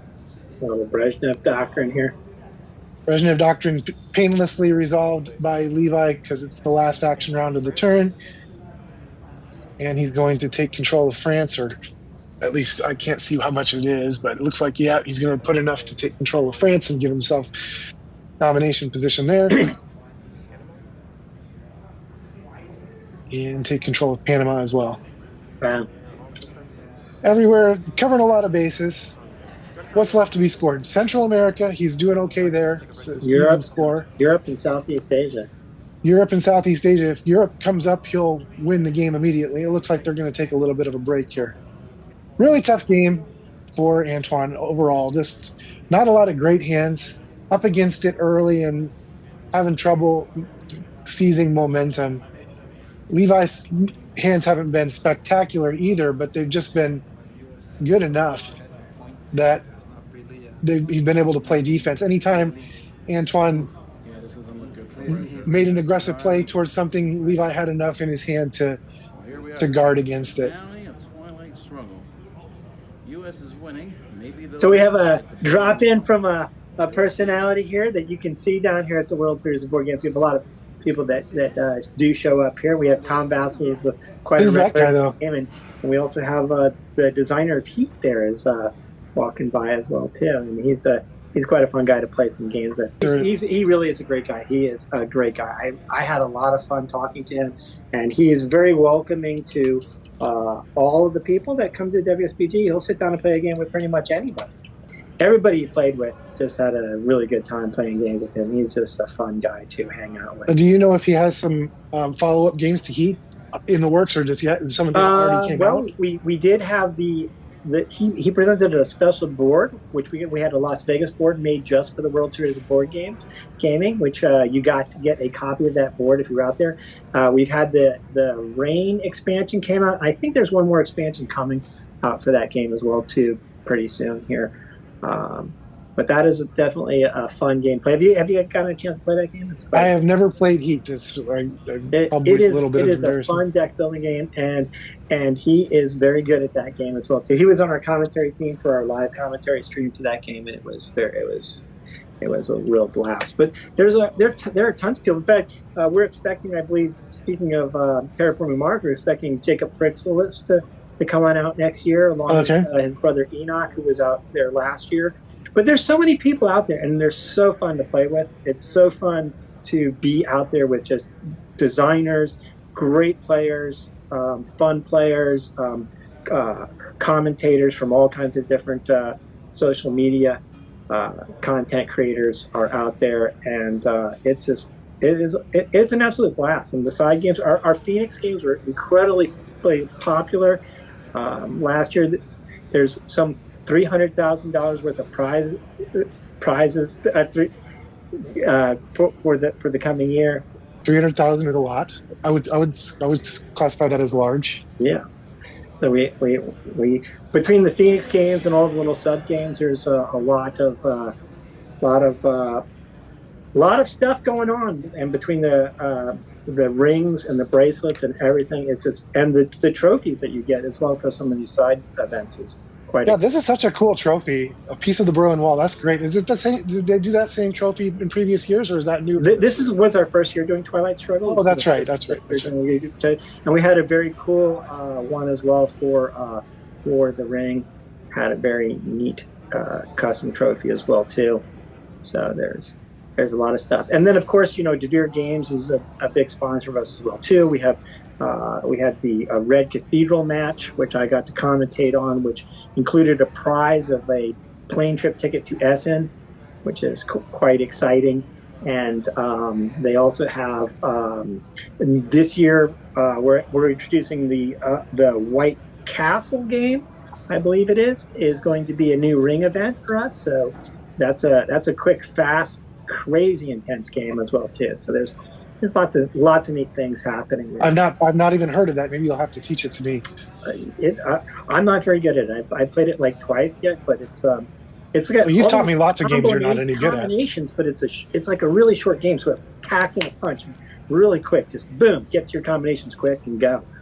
It's really crazy. DeVere, I do like a lot of DeVere games, and I believe DeVere even published Twilight Struggle at one point and brought it to some countries around the world that didn't have access to it before. So they're a good partner, along with several other partners as well too. So players are back at the table here. Yeah, resetting the board for turn 6, I believe. Yeah. Oh no, that's Trump.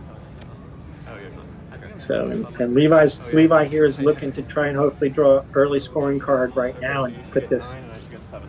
Yeah, this game could end. It could end quickly here. The Europe scoring card could very easily do it. A combination of the Southeast Asia scoring card and maybe another event that gives a point or two could do it.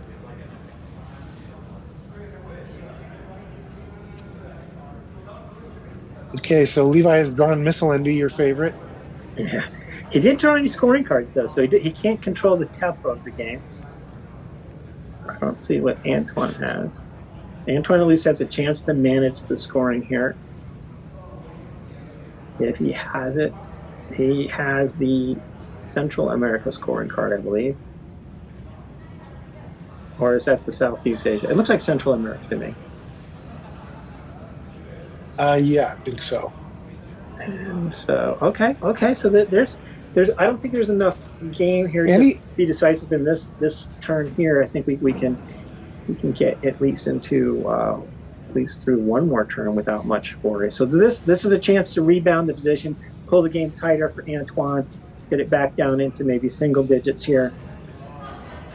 Yeah, some big rolls from him could help here. He's got Liberation Theology in his hand, which be surprised. It would be a pretty natural headline since he's got the Central America scoring card. And indeed, he does. I like the information. Play Liberation Theology. Oh, yeah. Oh, and Missile Envy pulls out ABM Treaty. You're gonna love it as well. DEF CON from that event goes up to 4, and now Levi can spend operations on either coups. He can spend 4 operations basically with ABM. He might do a coup. He might do place operations. We'll see. So do you think he's going to shore up Europe here a little bit tighter, or do you think he's going to play into Southeast Asia or possibly Central America here? Where do you think he's going to make his plays to? I think it's likely he will. I think he will try to hedge against a few different things. Europe is already in such good shape; he doesn't need to do anything there. The Central America is hard to improve his position a lot there with this card. He could put an influence like into Guatemala, which would change his position to domination by taking a non-battleground. Mm-hmm. But he might just think this is an opportunity for a coup. What's a juicy coup target?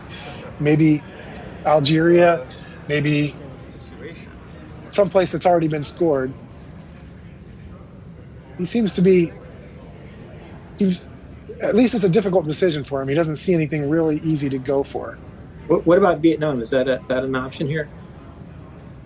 It's not an important enough country to use this card on. I don't think. Okay. It is a 2-point swing to take control of it with the Southeast Asia scoring card coming up, but I think you can do better than that with ABM Treaty in this position. He might try to retake North Korea. There's a lot of things he could do. Maybe he'll let us in on his thought process. He's going to place influence with it, not do a coup. What is he going to do with it, though? He seems to be looking in the Southeast Asia region. 2 into North Korea to take control of it, it looks like.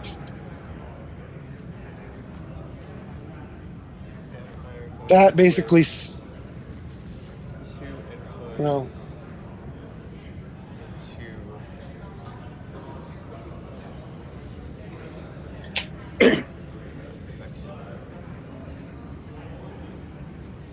okay, so he knows that Antoine has headlined Liberation Theology, which is going to give him 3 influence in Central America. So he guards against that by overprotecting Mexico such that Antoine will not be able to take control of it or break his control of it.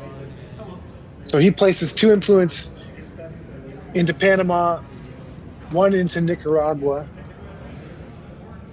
or goes to Haiti instead. So now he has domination of Central America.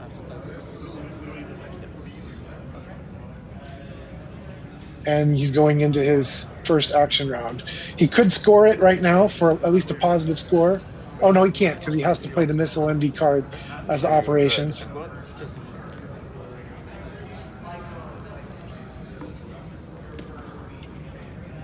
He uses it to take control of Panama. So we're open for coups here. DEF CON's at 4. Asia could even be targeted.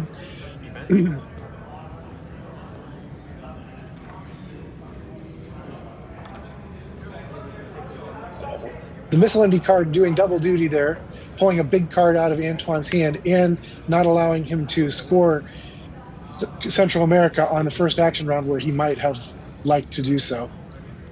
And now Levi doing a really,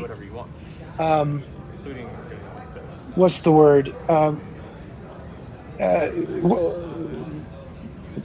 What's the word for when you do something that's pragmatic? A very pragmatic play here, getting lone gunman out of his hand. It's a dangerous card, a card you can potentially lose the game to when you have no other way to lose. A DEF CON suicide card, as they say.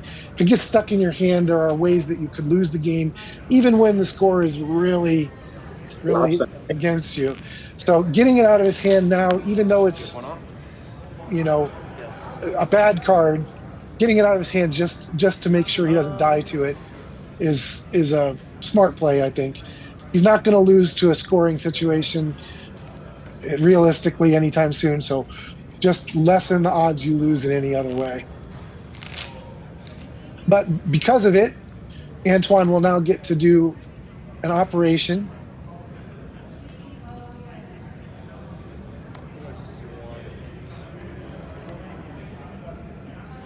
And what is he going to do?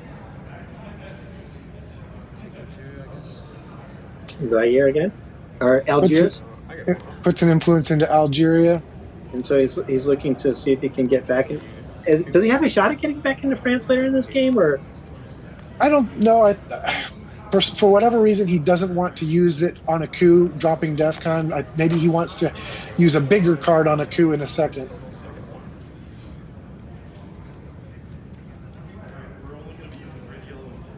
Levi does a coup in Haiti. This stops the domination situation. Now, Antoine does not control a non-battleground in the region. I wonder where Che is. Che would be a good card for Antoine to have in his hand right here. Oh, is it there in Levi's hand? No, I don't see it. Che would give Antoine 2 coups here, which could potentially be a big result. All right, he's going to do a coup himself. Back in Haiti, maybe? Yeah, same situation. You got 4 net. So they're cooing back and forth in Haiti. Now, the dynamic here is that Antoine needs a non-battleground to score domination. Levi wants to stop that from happening, and then he has the extra bonus that if he takes control of Haiti, he's setting up good realignments on Chile with 2 adjacent countries. Obviously, the USA is adjacent to Cuba, and Haiti would be as well. So if he gets control of Haiti, he can set up realignments to get him out of Cuba. And obviously, Antoine wants to protect against that. So cooing back and forth here until one of them either gets a great result or a really bad result could be the next couple plays. How big of a card do you want to use, though, is the question. Very, very irksome situation.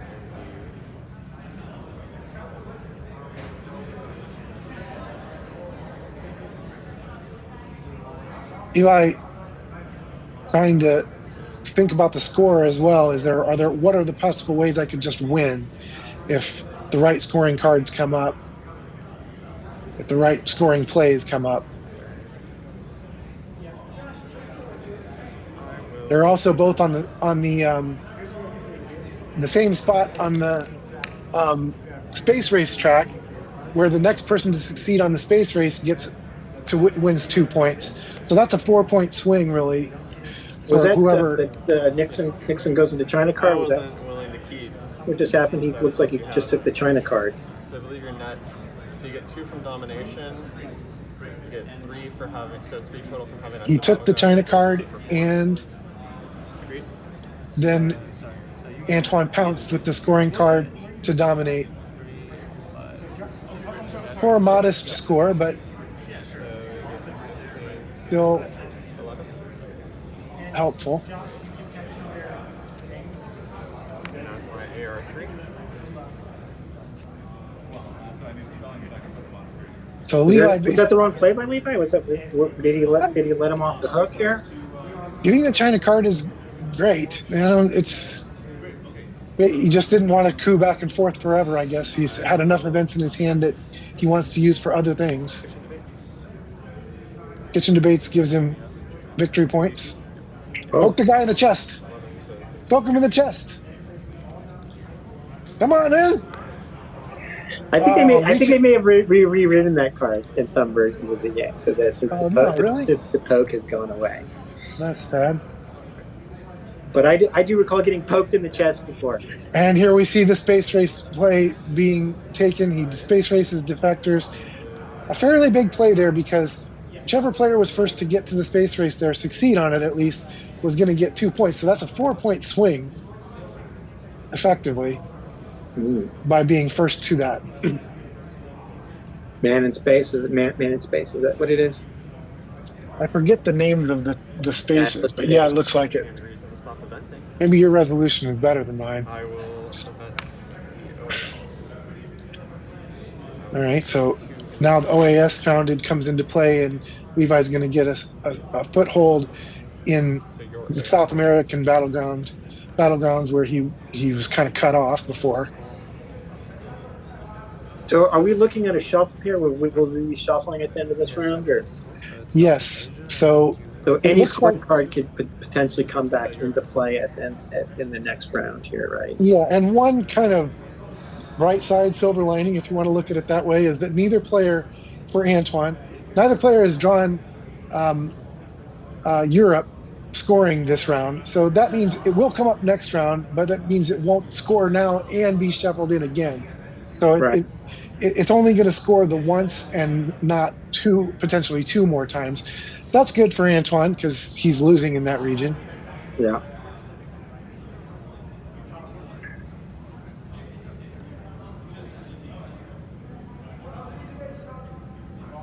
He does need to be thinking about ways that he can potentially win the game outside of the scoring tracks because it's not looking good in those ways. So what are some strong ways to win besides like missile ND, right? Missile ND option seems to be out right at the moment. Yeah, so potentially getting hold of the China card and hanging on to it, which is probably one of the reasons Levi was, wanting to play the Nixon plays the China card in order to, guard against that. Because reducing your opponent's options is one of the main ways that you can force them into tough situations. And the China card represents options. It's an extra card in your hand. If you got a bad hand, you can mitigate it more by having the China card. So that's a big stumble into factor. a DEFCON loss. Getting hold of it and hanging on to it is a big thing.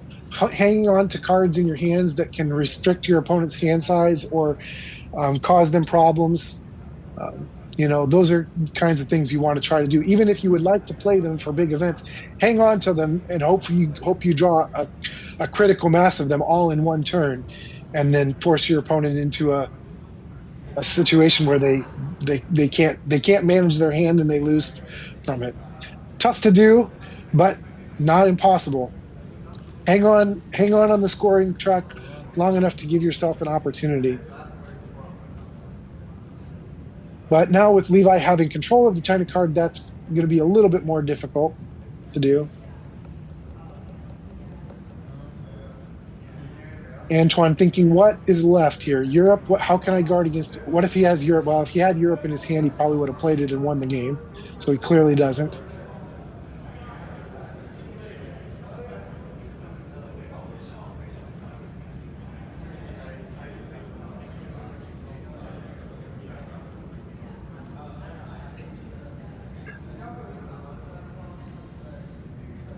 Eli's hand is not tremendous at this point. He's got a couple decent events left, it looks like, but nothing spectacular. Does Antoine consider concede Europe here and see if he can break Asia, perhaps? Can he break Asia? He can. It depends on the strength of his hand. He could make a play for Japan. That's pretty dicey. He could try to regain North Korea. Thailand is overprotected. It's pretty difficult.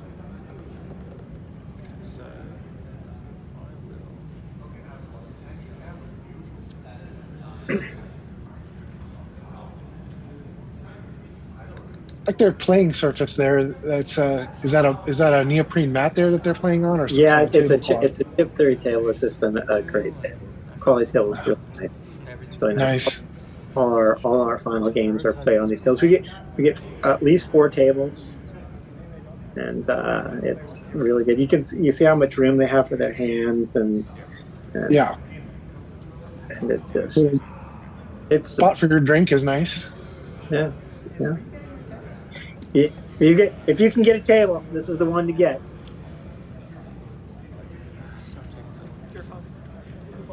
Play that for a coup. So where are we looking at here? It looks like a coup here. I'll say it in a very slow way while I buy time to think. Yeah, about DEF it. CON's been hovering at 4 for a while, But I and think I'll Antoine's deciding now is the time.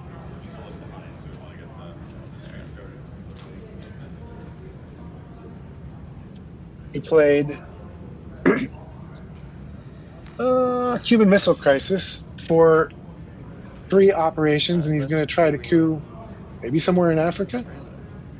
That's cool anyway. Iran. Iran. Okay, yeah, get back into the Middle East. That's a good result. So you're attacking with 7, and I'm defending with 6, so you get 1. Not quite enough to take control of it, but gets his military ops. DEF CON drops to 3. And Levi doesn't have great targets for coups. He can go after, there's a bunch of 2 stability battlegrounds he can attack. He could go back after Iran. He could try for Panama, maybe. Try for Argentina. But he probably wants to, just to get DEF CON down to 2, protect all of his African battlegrounds. And he's been saving firepower for this exact situation, I think. Similar. Having a big card to coup with once it got down to 3. I guess Iran looks fairly suspicious. Well, Middle East scored, so perhaps that is a good one.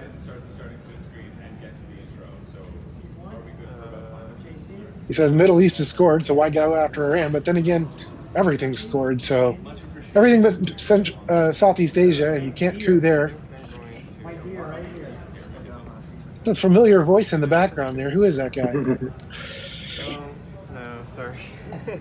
No, you got me all discombobulated. Maybe we shouldn't be drawing attention to the fact that this is not live commentary. I do know I want to queue. I will queue into. Or you have a twin brother. So I think we're starting a table of. Scored region. Go into that scored region. I think I want to say Splendor there. Attacking with 4, so attacking with 8, so that just cleans you. So basically, when it's my action, I do all my stuff and I pass it. All right, Panama is now flipped, and a good choice, I think, by Levi, because all these regions are scored, right? So the question is, where can you do the most? And Panama flips that region from being dominated by Antoine to now, well, it's 2 battlegrounds to 1 in USA's favor. So if anyone's going to have a chance to dominate it, it's probably the USA. So a good pragmatic decision there. I mean, there might have been other targets that looked better, but that one probably does the most damage 1 into Western. to Antoine's position. Then I will place 1 into relation.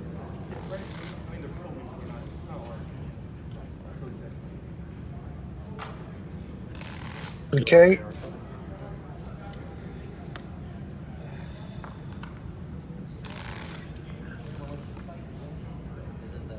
This is the map that I'm on this morning. So Antoine holding a Muslim Revolution as his last card. He can clear out a couple of countries in the Middle East of the USA's influence, but he's just going to play it for operations. Yeah, that's why I was impatient with it. That was very well played. You read that I had that? Well, I mean, I knew it was still in the deck, Yeah, sure. so I didn't know if you had it this turn. Yeah, but, yeah. I was waiting for you to play it on like. And then cleaning out. Yeah. It didn't happen.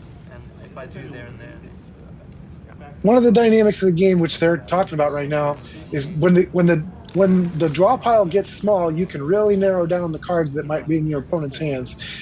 Levi has the card in his hand, Sadat Expels Soviets, which removes Antoine's influence, adds one of his own. So it's basically a card that flips Egypt into the USA's control. Antoine knew that Levi could easily have it and had been waiting for him to play it before he played his Muslim Revolution card. He wanted to get Egypt get him to play that Egypt card and then use Muslim Revolution to empty it. Right. But Levi smartly waited it out, waited for him to play Muslim Revolution, and then once it's gone and it's safe, then he played Sadat to take control of Egypt. So a lot of gamesmanship there. Smart plays by both players. Eventually, Antoine couldn't wait any longer, had to play his card, and Levi ends up with the better of that exchange. He gets to keep control of Egypt, and by virtue of that, he also protects the neighboring battlegrounds, Libya mainly. Now, Antoine really needs to duck the Europe card in his own hand here. He really could use a break here and not have to spend a whole card play Action round, yeah. I guess he might actually just headline it and just be done with it, right? I mean, he could potentially do that. He could hope Levi draws 4 or 5 scoring cards, and then maybe something big could happen. Although, if he draws 4 or 5 scoring cards, most of them score well for the U.S. at this point, so that could be a lot of points.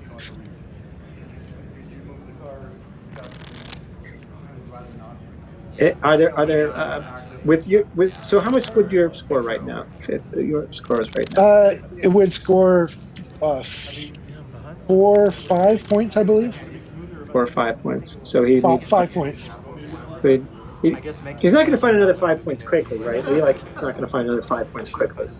Well, all the scorings are back in the deck now, so Asia could come up, Africa could come up, Middle East would score, 4 points, I think, 4 or 5 points.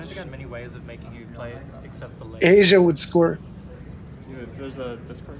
I find myself talking over them. Sorry about that. So you got 5, I got 5. You need Complimenting each other on good plays, which I think they have each made a lot of good ones. 7. Asia right now would score 4, 5, 6 points, I believe. 7 points. 7 points for Asia. So those two back to back could be problematic. Oh my goodness! What a hand for Antoine. That's horrible. It's got the shake, but he also has the 3 scoring cards in his hand. 3. Oh boy, yeah. And you can see the look on his face. He just up against it. Backbreaker. And the South America scoring card is in the U.S. player's hand. That's not so bad, though, right? That one's basically even at the moment. He's probably just going to try and win before he has to play that, probably. He's got defectors. He could potentially cancel a headline from Antoine, but does he have a better headline? I don't know. 3 scoring cards at this stage in the game for Antoine is more or less game over. I hate to say that for his, and he has Alliance for Progress as well, so that's another 3-point score at the moment for Levi. He's decided on a scoring card, on a headline rather. Got a lot of ways to win the game and not a lot of ways to fall behind.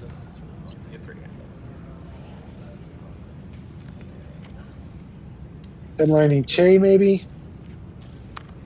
Very nice. No, Che is not a great headline right now. There's only one. Okay. Well, there's 2 targets, I guess. And a bear trap. Right now, so we're gonna Oof. have Thailand. That's ruthless.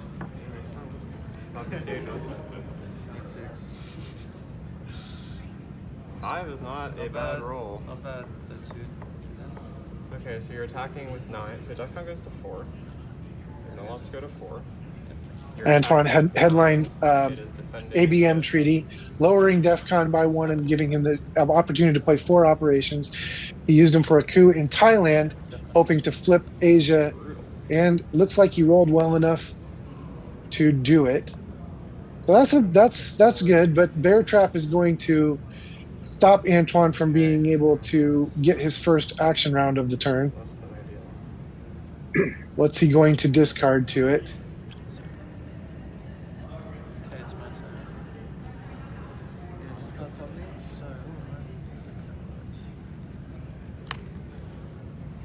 And the remaining cards in his hand, besides the 3 scoring cards, are ones that he would not really want to discard to bear trap. They're neutral cards, good cards for him. At least he gets out of the bear trap. But having to discard a three op card that not even one of your opponent's events, just another in a long line of painful things to have happened to Antoine in this game. Levi gets the tempo of having the first real action round play. DEFCON being at 3, he can make a coup attempt if he wants on, I don't know, somewhere in, I guess you can do Algeria. You can do Argentina. He knows the South America scoring card in his hand, so Argentina is a fairly natural target. He does have We Will Bury You in his hand, so that's a potential suicide card. Just going to use China. So you put 3. 4, yeah, so 4. So should we not 4 each time? Yes. Oh, and he's just going to use it to play operations, flip Thailand back into his control. That's one of the things the China card can do, is it can flip a 2 stability battleground country if it's not overprotected like that. Because of the extra point of operations you get, that 5th point of operations, it lets you break control. You're normally with a single card play, you can't just flip a 2 stability battleground like that. But the China card is the one way that you can do it in Asia only. So the two targets for that are Thailand and Pakistan. Sometimes that can be done, and that's what he did. The result that Antoine got with his coup was a big result, big enough to flip Thailand, but not big enough that Levi couldn't use the China card to just flip it right back.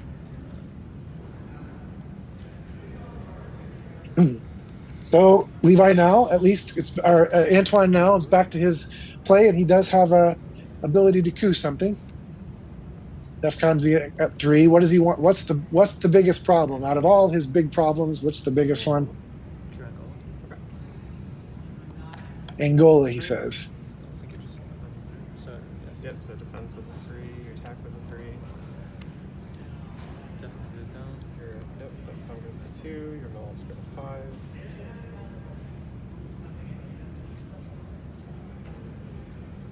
Angola is cleared, not quite a good enough result to take control of it.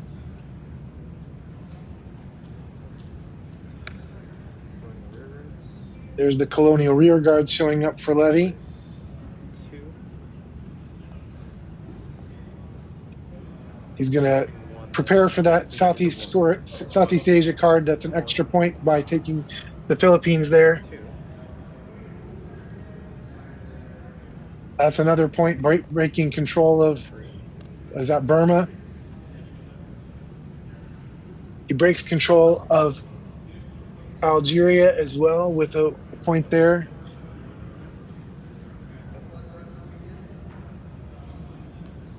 And he just takes control of Angola.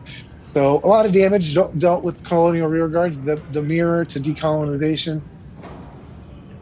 And it's just bad news all around. I don't see a way. I didn't see Levi's full hand, but I know he does have We Will Bury You, which is a card that lowers DEFCON. So that is one potential problem card in his hand. But does he have any others? I don't see any others. He has OPEC, but he can space that. So he's not going to die this turn. And just with all these scoring cards that are going to be played, I just don't think there's a way that the game can end before all these scoring cards are played. And most of them are going to favor the US. Europe definitely is. Southeast Asia definitely is.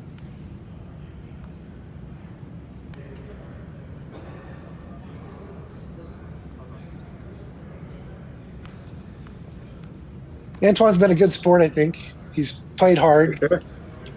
He's again, what we talked about earlier, where you get a bit of bad luck, you make a critical mistake, and it makes you feel like, it makes you just feel bad. But I haven't seen him, have an attitude of, a bad attitude about it. He's just plugged away. He's done the best he could So you have 2 more influence, right? under the circumstances. Tried to put himself in good positions and just not had the run of luck that he needed to get back into to really get back into the game at any point. Trying to lessen the damage here of the scoring cards that are coming up, but the moment is coming soon where he's just going to have to start playing them from his hand, no matter how bad they are. Mm-hmm. Or 3.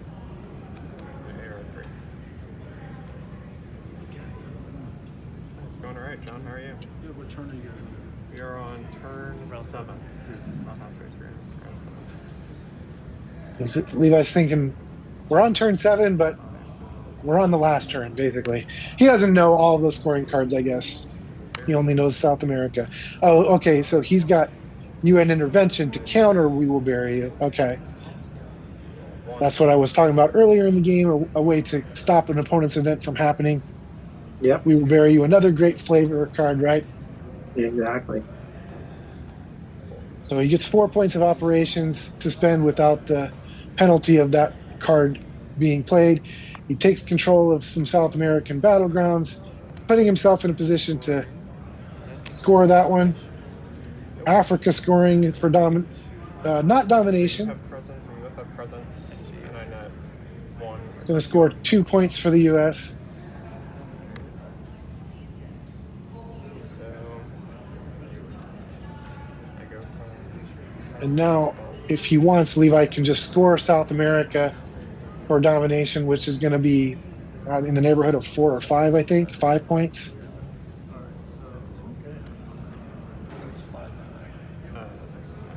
So you should finish the turn of Soul's card. Yeah. I haven't done any hand discarding. I have.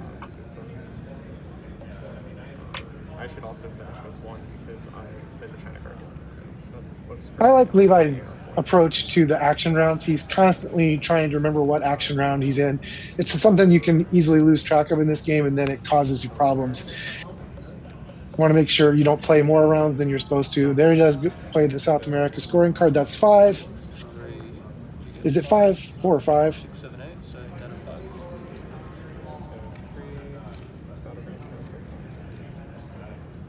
Go from 12 to 17. And he knows that Europe is in Antoine's hand, and it's possible. Okay, so Antoine plays arms race for 3 victory points. Levi can just play Alliance for Progress now for a bunch of points for himself. 1, 2, 3, 4, 5, putting him up to 19. And now Antoine, it's all over but the crying. I play war games. Good game, man. Congrats. What play? Shake in the hand, and It's Europe up to scoring stage is this the time. I just ending drew like 9 play. scoring cards that round. That's brutal. What a finish, eh? Good game, man. Full play. Yeah. Well played as well. Very, very difficult I'm sure game I for made plenty of Antoine errors, too. from the very This is- first turn. Well, this Unusual This game is, in. this is why we were both relatively. I'll let them experienced players. describe it. Yeah. I think we put up a great showing. Yeah, I mean, we both started the game pretty recently. Yeah, of course, yeah. Great job, I just man. like, but missing that realignment in like. That's not something that comes up very often. Because I was thinking like, oh, like you want to get as many coups, yeah. You just want to match the coups, No, yeah. I no, get it. no, like I thought you could coup here, but I'm like, he's not going to try and coup into a 3 stability. And so, but then I didn't cross my mind that wait, he can realign still. Like there's small. That was a crazy aggressive. Although like you're going to win anyway. So Europe didn't change much. My biggest error was round 1.